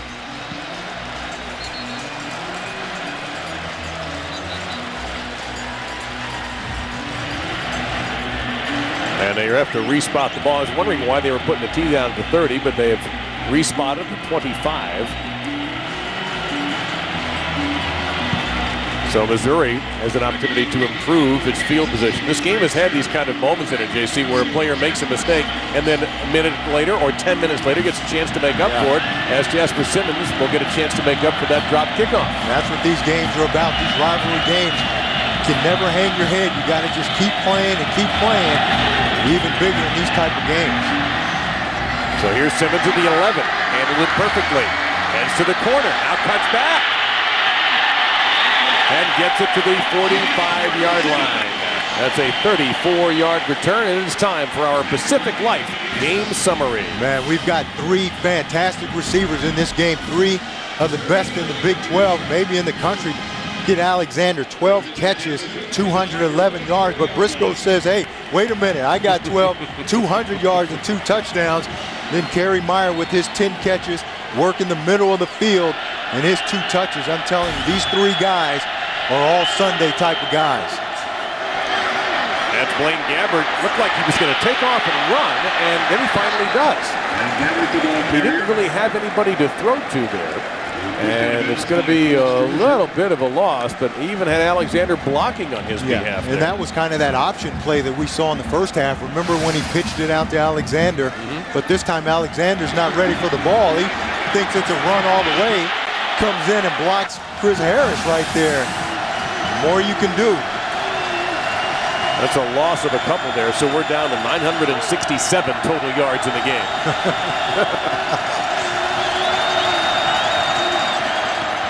Washington. They broke a couple of tackles, but can only get back to the line of scrimmage, so all of a sudden the Kansas defense stiffens, and here comes a big 3rd down and 12 for Missouri. You see what Kansas did there defensively? Crowded the line of scrimmage, didn't give those guys a lot of room, a lot of cushion outside, and now they can react up quicker on those quick screen passes. And now here on 3rd down, you can afford to back up a little bit. You just want to keep the ball in front of you here. Come up, see the ball thrown, come up and make the tackle short of the 1st down. And the officials calling a quick time to reset a clock. And also we have Anthony Davis shaken up. And he's being escorted off the field by one of the Kansas trainers. So at the near side, closest to you at home, is where Denario Alexander is, being covered by Chris Harris. 4 out of 11 on 3rd down for Mizzou, but they've hit 3 of their last 4. And now no safety help for Chris Harris again. Alexander one-on-one. Blitz from the edge. Gabbard avoids it, but can't avoid everybody as he fights to get a few yards, maybe 4, but Missouri will have to give up the football. I guess that maybe that's one way to protect your quarterbacks is bring pressure from the edge. Yeah, it is, and force him to pull that ball down and throw it. But I think you've got to throw that ball to Alexander. Anytime you have him isolated, one-on-one coverage, you've got to throw the ball to him. That time he runs the out route. He's short of the sticks, but as big and as strong as he is, he might be able to break that tackle and get the 1st down for you. So in double safeties now, you've got Bradley McDougal around the 30-yard line, and way back you've got Damon Patterson right there. So he's going to take another big bounce. And a beautiful kick. Oh, what a gorgeous kick this is. Look where this is going to wind up.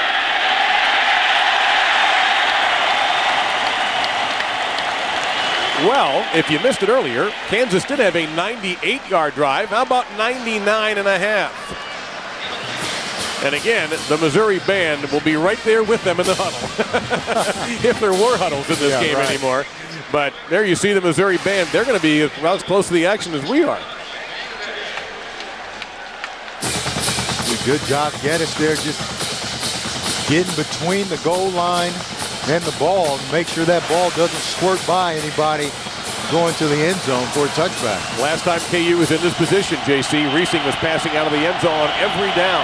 This time they play it safe and just move the pile. Wow, man, that's a 5-yard pickup, maybe even 5.5 on a rugby play, essentially.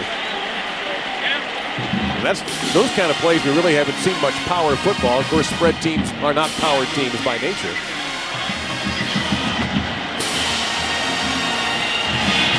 And the Hurricanes have defeated USF 31-10. So everybody who was watching that game joins us in Kansas City. You're scoring time to the top of the screen. And if you think it's been a fun game, it has been. And there's a rare straight-ahead handoff. Well, Lewis's first carry of the game, maybe a yard. They're going to get him out to about the 7-yard line. This is Border Showdown number 118. These players don't like each other. These schools don't like each other. These fans don't like each other. The stadium is split in half. Kansas blue and red, gold and black for Mizzou. Gary Pinkel's 9th Border Showdown. Mark Mangino's 8th, possibly last. With J.C. Pearson, I'm Dave Lamont, and we are delighted that you are here. I think you're going to really love the final 8.5 minutes of this game.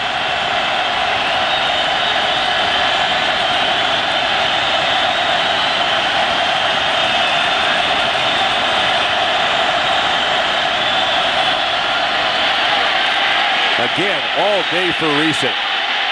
Now he better get rid of it. He does. Who else? Briscoe's 13th catch. Edwards finally dragged him down. 27 yards. But how about the offensive line. No pressure on Reesing whatsoever. He's able to buy some time with his feet, but look at Briscoe. I mean, he's not even the primary receiver, and things break down. He just turns around, and Reesing is throwing him the ball. It's not even intended to go to him initially. Having all that time really helps Reesing. He has not been sacked in this game. And he nearly was there, and that ball came out of his hand. Kind of funny. Pressure that time from Brad Madison, who's a redshirt freshman, third-string defensive end. Missouri trying everybody. Dave Seckel, the coordinator, just get me somebody who can get to this guy. Right, somebody's got to get there, get to Reesing. Don't let him get so comfortable in the pocket like he's been all night. Make him move around a little bit. Make him feel some pressure, force some bad passes. You can see he feels it from the backside right there. Gets a little shove. The ball goes in the ground. Here's the 131st play of the night coming up. We've had 13 rushes by a running back, and we're not going to get one here. But we are going to have a running back catch it. That's Lewis. Oh, nice move by Lewis. He got a first down, and he's got more. Meyer with a block, and Lewis is finally belted out of bounds. Jasper Simmons knocked him out after a 43-yard run. Wow. Off the pass. Great move. Rel Lewis. And again, we saw this a lot in the first half with Jake Sharp. Really just a run play. Run the defense off, throw it outside. Look at the cuts. Look at this one right there. Makes two guys miss. Now he turns just a short swing pass into a huge gain. Reesing hit from behind. And who else? Alden Smith. First sack by Missouri. His 11th on the year. His 18th tackle for a loss. Number 1 in the country among freshmen in sacks. From right here, Raytown, Missouri, down the road. Had an excellent basketball career in high school, but this time they single cover him, and he just uses his speed, and you see him just come around the edge right there, beats Hawkinson, number 72. They had been doubling him all night. That time they single him, and he wins. 2nd and 18. And Smith again putting up pressure, but Reesing finds Briscoe for a 14th catch. Simmons on the stop, 17-yard gain.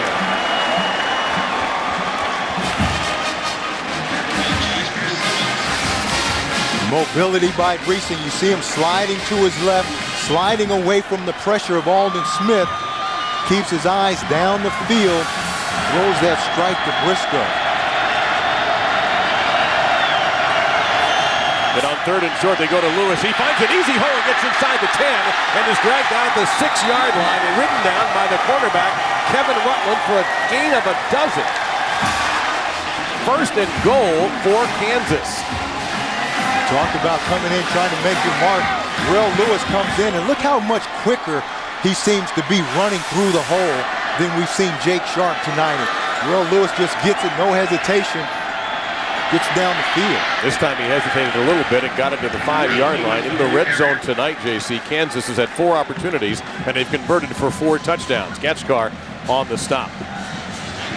Well, Ari Alexander's had a nice night, and he's been topped so far by Desmond Briscoe, but you know Alexander's going to get another chance. About that, 14 catches, 242 yards. Man.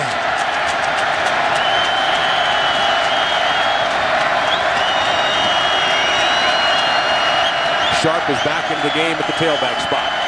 Reesing from Meyer, and incomplete. Harrison, the safety, on the coverage. So 3rd and goal. Well, last year, there were 4 lead changes in this game in the final 7 minutes. And of course, the 07 game was maybe the biggest game in the history of these two programs against each other, with national title implications, except maybe for that 1960 game we talked about. So it's another fun night in Kansas City. The 11th play of the drive is about to happen.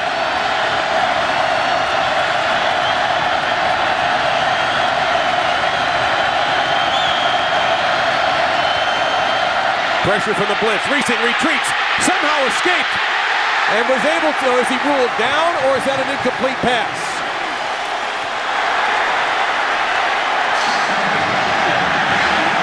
It was Rutland who brought the pressure from the corner along with Gatchkar.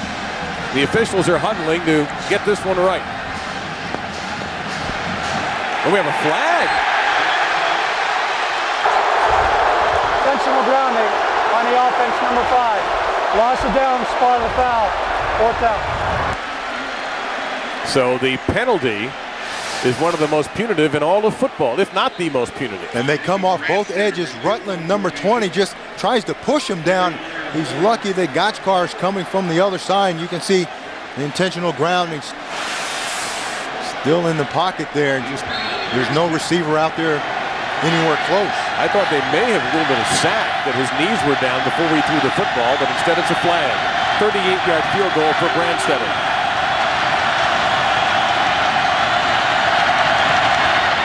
The kickers tonight have been flawless. And Kansas resumes the lead by 3 with 5:11 to go. 12 plays, 78 yards, a little more than 4.5 minutes. Now it's up to Blaine Gabbert and the Missouri offense against Mark Mangino's defense in another memorable border showdown. I think Philly's got a shot tonight when Rollins back in the lineup. Come on! You don't think so? Come on! Why do you keep saying come on? Because I'm Sal the Sports King, and that's my catchphrase. Come on! Stuck in a bad relationship with sports radio? Switch to ESPN Radio for the best sports on the dial. So, Jimmy, Philly's going to win tonight? Come on. Come on. Come on. Right in the front. That's like winning the lottery, dude. Really? I got that spot once. Morning, you saying? Hey, guys. Hey. And the guy was about to go in, right? So I sort of duck under him, right. You know. Man, he pops out of the car. His chili is running so hot. Right? I'm like, dude, it's a parking spot. Relax, right? It's no big deal. Slow day, huh? Listen. Man, I would kill for that schedule. Me too, man. Oh, I'm telling you, me too. Hey, whose is this? That's mine. The Magic gave it to me when I joined the team.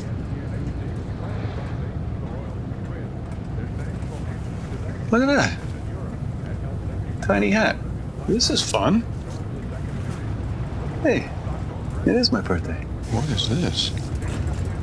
How'd that get in there? Huh. ESPN, your NBA destination for games Wednesdays and Fridays.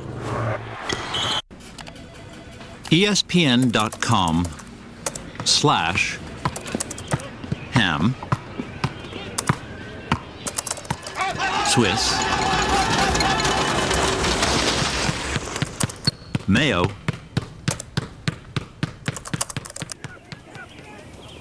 roll. ESPN.com. Follow your sports.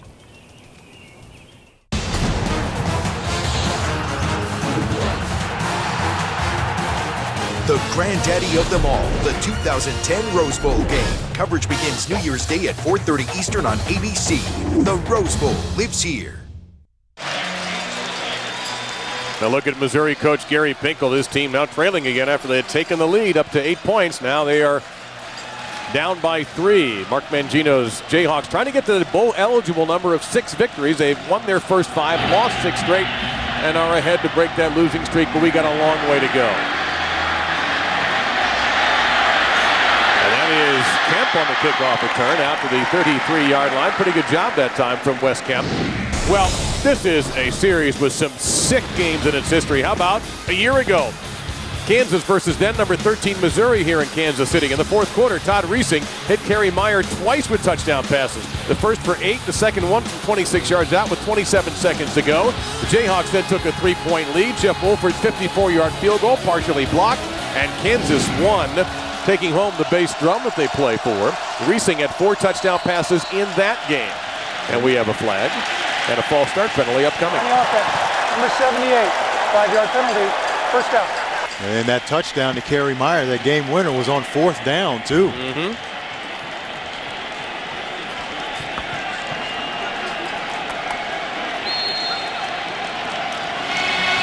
So back it up to first down and 15.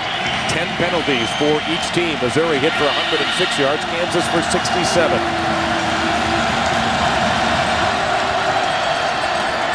Who else but Alexander? He's got a good block. But I'll tell you what, Thornton played off of that block, and help is on the way. Alexander ruled inbounds at about the 32, so he didn't quite get the penalty yardage back, it looks like. It's going to be 2nd down and 11. So Alexander, that's 13 catches. Briscoe has 14. Kerry Myers got 10 for Kansas.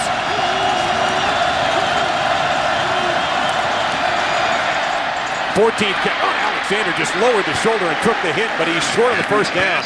He and Philip Strozier with a major collision. And Alexander wins that collision. 6'5", 220, the third guy in. Just runs that little pivot route, right? Just sells the quick outside fake. Gets the linebacker to lean, gets some separation inside. 3rd down and a yard. Remember, Gabbard has rushed for over 100 in this game, or right around 100, not counting sack yardage.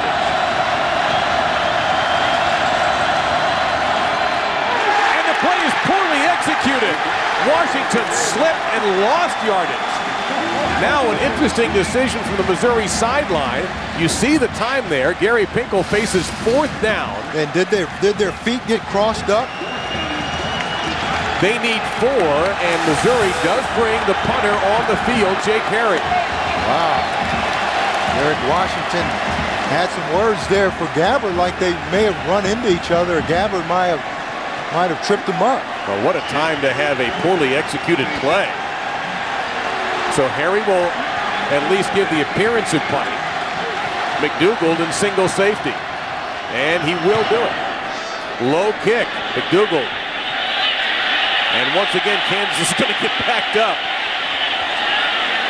I would grab the ball. You're wasting a few seconds there, fellas. Yeah. And so the ball's down at about the 3, a 58-yard kick by Jake Carey, the 4th. So Kansas back in poor field position, but the last 2 times they've managed points.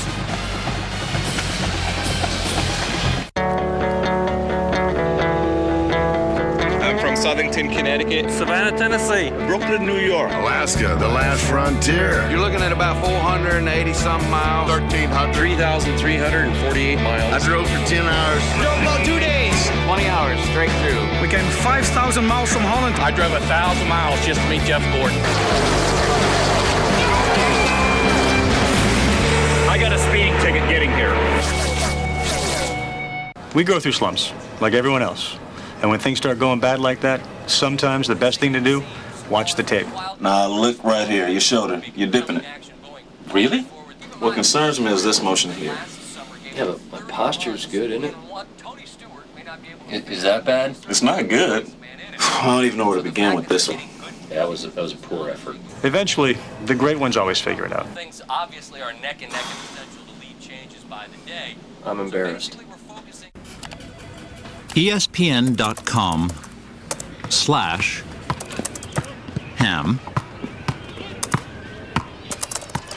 Swiss mayo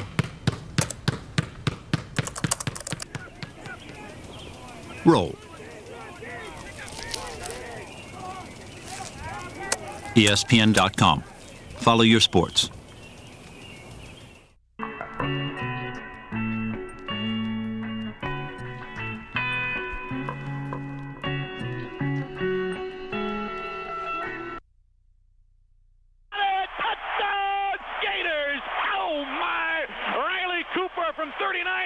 One of our favorites, Mick Hubert on the Gator Radio Network. The Gators scored the first 30 points of this game. They beat Florida State 37-10. They had 508 yards of total offense. Tim Tebow doing it and doing it and doing it well. 17 of 21, 221 yards, 3 touchdowns, 15 carries, 90 yards, 2 touchdowns. He did fumble once. There's your score and time. Kansas needs maybe 1 first down to wrap it up. Missouri has just 1 timeout, but Kansas is backed up at their own 3.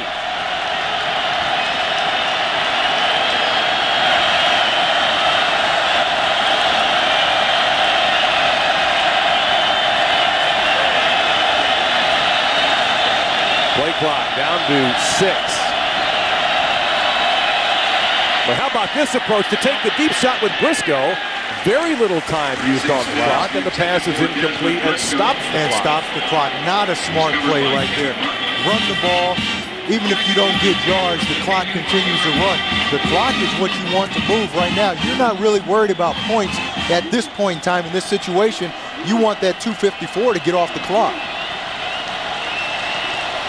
And again, spread teams are not necessarily the very best teams at running out the clock.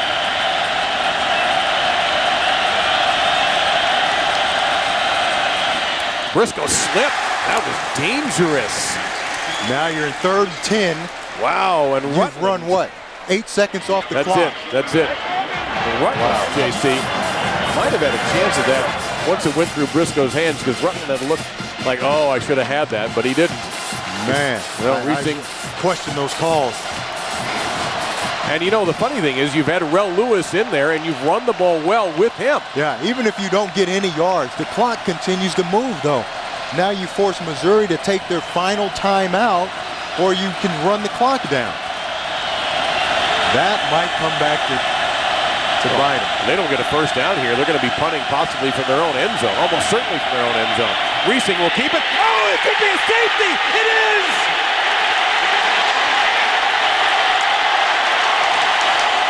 Brian Coulter. And Missouri will get the ball back.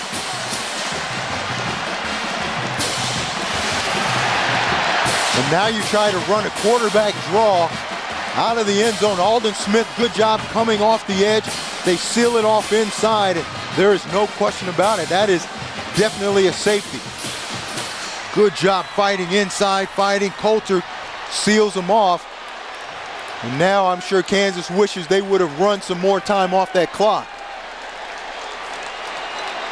Kansas will have to kick from the 20-yard line. You know, even if you would have run the ball 3 times right there for no gain, you take about a minute and a half off the clock, and then you punt the ball away. Unbelievable. It's going to be on the shoulders of the Kansas defense to save any shot at bowl eligibility for Kansas. A defense that's given up over 500 yards today, and now you're going to rely on the defense? We've had over 1,000 total yards in this game. 547 by Kansas, 510 by Missouri, with perhaps more to come.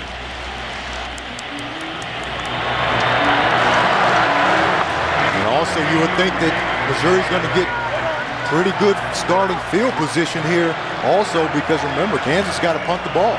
You saw a shot of athletic director Lou Perkins.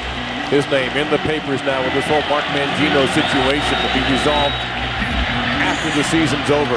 Caught at the 30-yard line. Opportunity here. Missouri's going to get great field position. Geddes on the return, and there is a flag for a confrontation about 20 yards away from the play. Now let's see how this goes. 2 players, one from each side, got tangled up. It was the punter, Rojas, and Brad Madison from Missouri. Let's see, this could really be big. After the play, personal foul, unnecessary roughness on the kicking team, number 18. Personal foul, unnecessary roughness on the receiving team, number 57. Penalties are offset. Wow. First down. So it ends up being nothing. Yeah. And you know how about the kicker got called? The kicker, man.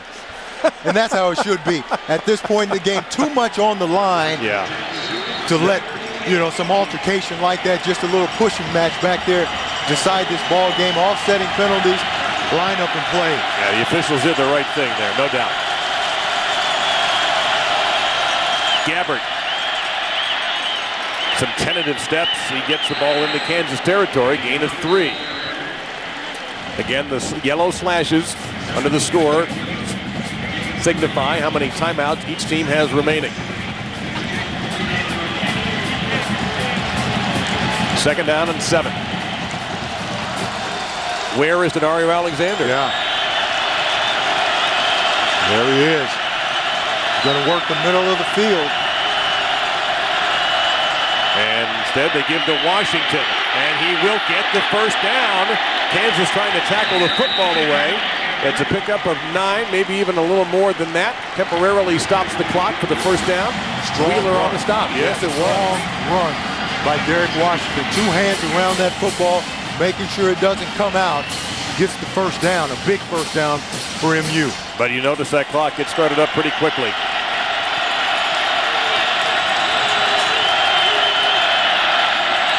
Look at Alexander. Gabbert.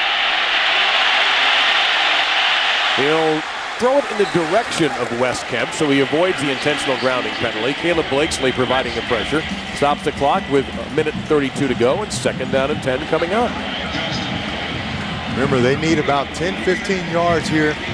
Mentioned it early in the game. Their field goal kicker, the most accurate kicker in the country. Yes, sir. Right now, so. He's 23 of 24 this season, JC, and has made 3 tonight.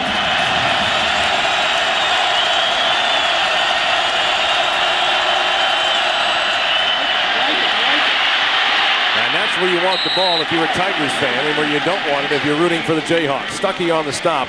Alexander could not get out of bounds. But did you see the ball placement? You throw that ball, that quick screen, so that the receiver can catch it moving forward down the field. You don't want to throw it behind him or right on his body where he has to stop to catch it and then start his momentum. 3rd and 2.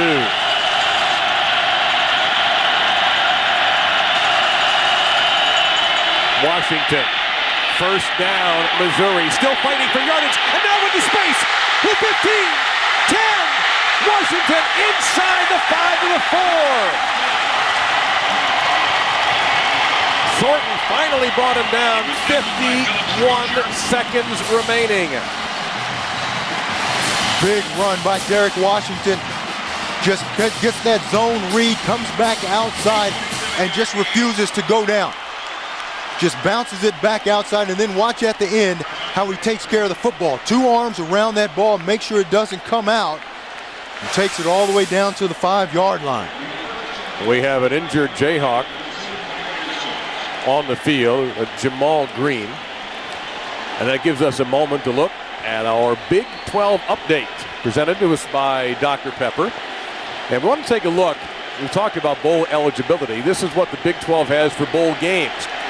Of course, the BCS is the Tostitos Fiesta Bowl. Either Texas or Nebraska will occupy that spot. Then you start working your way to the traditional Cotton Bowl, Pacific Life Holiday Bowl, Valero Alamo, the Brute Sun, the Insight, the Advocare V100 Independence, and Shreveport, and the Texas Bowl. Now, it's widely believed that Texas A&M, bowl eligible, will wind up in the Texas Bowl. Should Kansas somehow avoid losing this game, they get a 6th victory and they get a shot at one of these games. Yes, if Texas goes to the BCS National Championship game, but again, they're going to have to come back, and you can't not think about that last series. You throw the ball on 1st down, you throw it on 2nd down, you virtually take no time off the clock, then you get the safety, and now you've got to punt it away.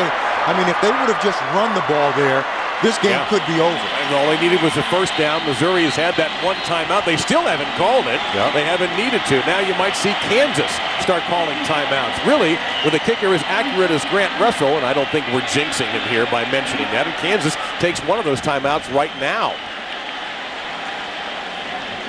Well, it's been wild.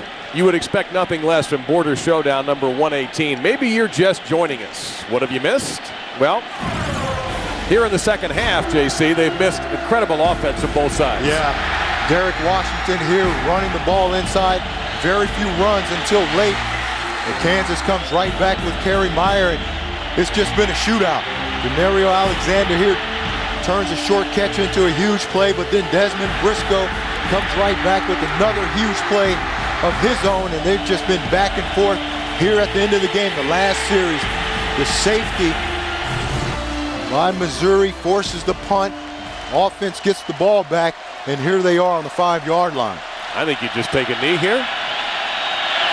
Gabbert, he did. He's trying to center the ball. Get it right to the middle of the field. Kansas will take their final timeout here. I think everybody at home can figure out how this is going to at least get to the field goal part of it. Yeah. Missouri will make sure there's no time left when this thing happens. Well, ABC on Thursday, what if you saw a future in which your life was changed for the better? An unforgettable story about the power of believing. ABC's Flash Forward. All new Thursday at 8, 7 Central on ABC. Over 1,100 yards tonight in this. What a ball game. It's been incredible from the start. I mean, you could feel the attention in this stadium and the energy in the stadium an hour and a half before kickoff. You know, it's hard to live up to all the hype, and this game has done it 3 years in a row. Yep. Goes all the way down to the end. It's just amazing, this rivalry and how good these games have turned out. You saw a shot of Grant Russell. 23 out of 24 this year. Only missed one kick. That was against Nebraska, and it was 43 yards. This is going to be around 25, 26 yards by the time Gabbert gets finished taking a knee. And he does just that. So now Missouri will let the clock run as far as they can without drawing a penalty. And I think that 3 probably means when he would like to stop the clock. Yeah. And what a helpless feeling for Kansas, for Mark Mangino. His job is on the line. And I'm sure all you can do is talk to your guys right now. The field goal block team. Say, whatever you have, you've got to give it to us right now. Whatever you need to do to block this kick, they've got to try to get there. There you go. So Grant Russell, a sophomore from Jackson, Missouri, will have a chance to etch his name in border showdown history between these schools. All on the line right here. Man. Let's take a look at the standings in the Big 12 while we all remember how to breathe. In the North, Nebraska's already wrapped up their spot. Kansas State, we mentioned they are not bowl eligible because they didn't play enough qualifying teams, so their 6 wins do not get them a bowl, but still a fine season for Bill Snyder to compete for the conference right down to the end.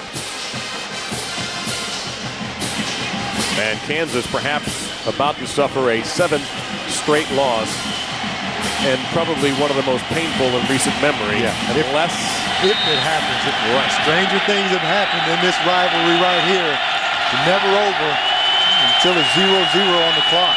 Forrest Schock is the holder. Missouri takes the lead. There's a flag down. Hold everything. A flag is down.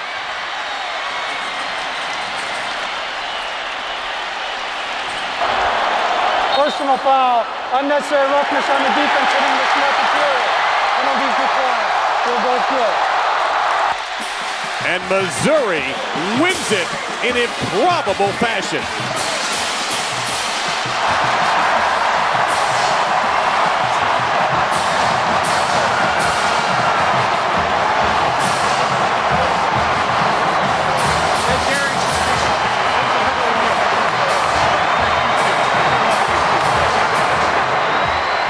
Mark Mangino could be walking off as Kansas head coach for the final time. That issue yet to be resolved. But whether he had a 10-year contract and knew he was going to have a job in a few weeks, this loss will stay with him perhaps for the rest of his life. No question, and especially that last series of offense for Kansas. Questionable calls there ultimately cost them this ball game. We talked to Mark Mangino before the game. He said he didn't really know when the investigation was going to come to an end. Lou Perkins, the athletic director, did not want to comment to us. So the Kansas story is vastly different in that locker room where he is at it than the one on the other side of Arrowhead Stadium, the Missouri locker room with Gary Pinkel. They wind up with an 8th victory to go to 8-4, and if whatever bowl game they wind up in, there's a couple that are considering them, even possibly the Cotton Bowl, Missouri can wind up with a 9-win season. What a night in Kansas City. Our final score, Missouri 41 and Kansas 39. For J.C. Pearson and our outstanding crew, I'm Dave Lamont saying good night from Kansas City. Now let's head back out to our Times Square studio. Right now, John Saunders and Jesse Palmer. I think we're ready.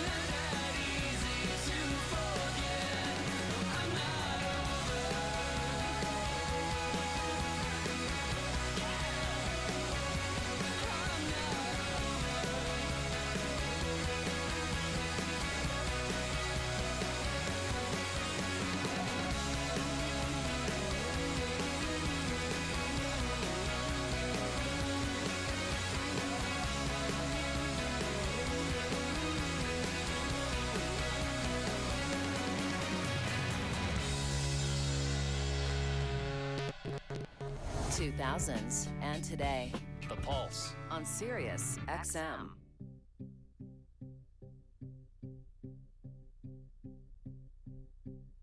Hello again, it's you and me.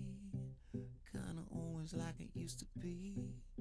Sipping wine, killing time, trying to solve life's mysteries. How's your life? It's been a while. God, it's good to see you smile. I see you reaching for your keys, looking for a reason not to leave. If you don't know if you should stay, if you don't say what's on your mind, baby, just breathe. There's nowhere else tonight we should be. You wanna make a memory.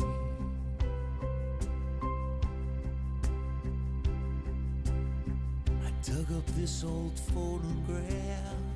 Look at all the hair we had. It's bittersweet to hear you laugh.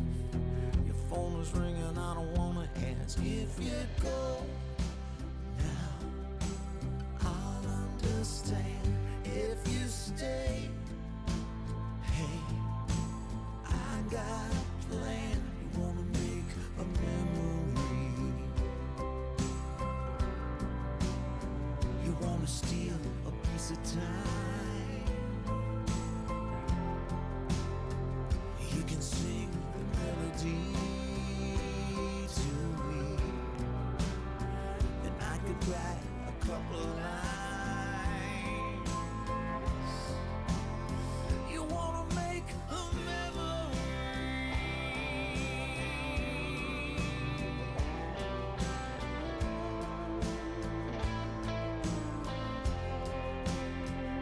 if you don't know if you should stay, and you don't say what's on your mind, baby, just breathe. There's nowhere else tonight we should be.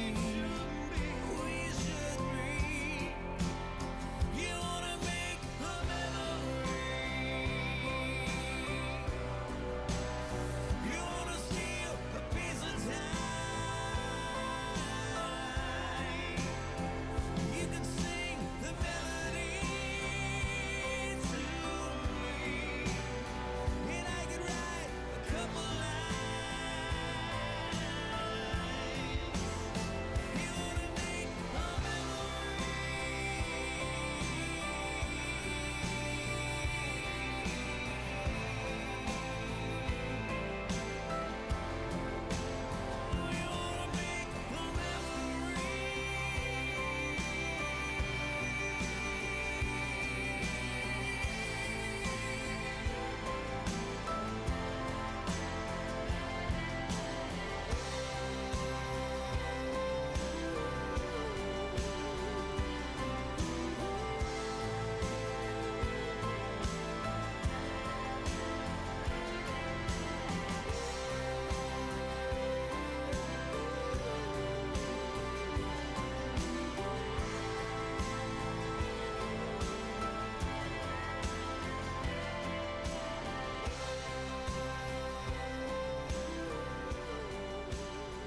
.2000s and today on The Pulse.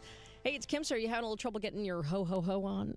If you are, don't forget, you've got music rolling right now on Holly, which is Sirius 3 and XM 23. A lot of your favorite Pulse artists doing holiday music, like Colby Kelly and John Mayer, and I'm sure Taylor Swift, who's on now on The Pulse. You're on the phone with your girlfriend, she's upset. She's going off about something that you said, 'cause she doesn't get your humor like I do. I'm in my room, it's a typical Tuesday night. I'm listening to the kind of music she doesn't like, and she'll never know your story like I do.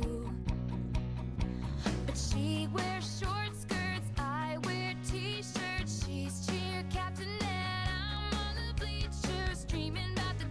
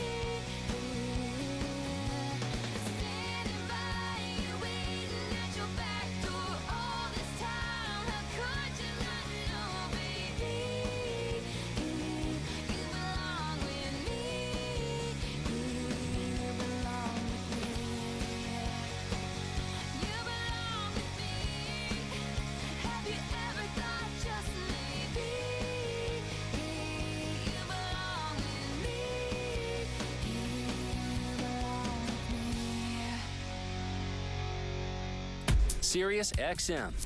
Taking the pulse of Colby Calais. Starts in my toes. Bubbly took me about, I think, 20 minutes. The song came out, and then it was the second verse I just didn't have, and Jason Reeves helped me with the second verse in the bridge. But otherwise, the whole song, the first verse and chorus and everything, it just came out. Like, I don't even remember writing it, really. It just came out of me. Hear Colby Calais and more on The Pulse. Time is going by so much faster than I'm starting to regret, and I'm spending all of it with you. Now I'm wondering why I've kept this bottle inside. So I'm starting to regret not telling all of it to you. So if I haven't yet, I've got to let you know you're never gonna be alone. From this moment on, if you ever feel like letting go, I won't let you fall. You're never gonna be alone. I'll hold you till the hurt is gone. And now, as long as I can, I'm holding on with both hands. 'Cause forever I believe that there's nothing I could need but you. So if I haven't yet, I've got to let you know you're never gonna be alone. From this moment on, if you ever feel like letting go, I won't let you fall. When all hope is gone, I know that you can carry on. We're gonna take the world on.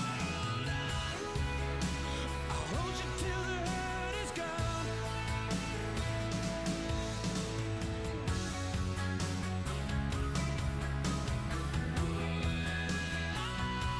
You gotta live every single day like it's the only one. What if tomorrow never comes? Don't let it slip away. Could be our only one. You know it's only just begun. Every single day, maybe our only one. What if tomorrow never comes? Tomorrow never comes. Time is going by so much faster than I'm starting to regret not telling all of this to you. You're never gonna be alone. From this moment on, if you ever feel like letting go, I won't let you fall. When all hope is gone, I know that you can carry on. We're gonna take the world on. I'll hold you till the hurt is gone. I'm gonna be there always.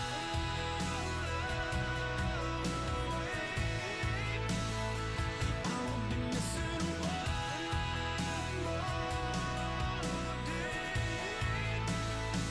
I'm gonna be there always.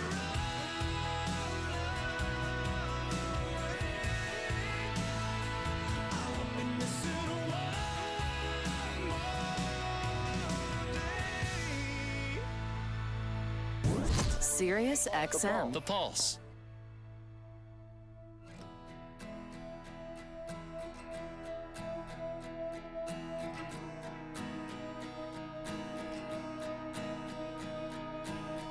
This town is colder now. I think it's sick of us. It's time to make a move. I'm shaking off the rust. I've got my heart set on anywhere but here. I'm staring down myself, counting up the years. Steady hands, just take the wheel. Every glance is killing me. Time to make one last appeal for the life I live. Stop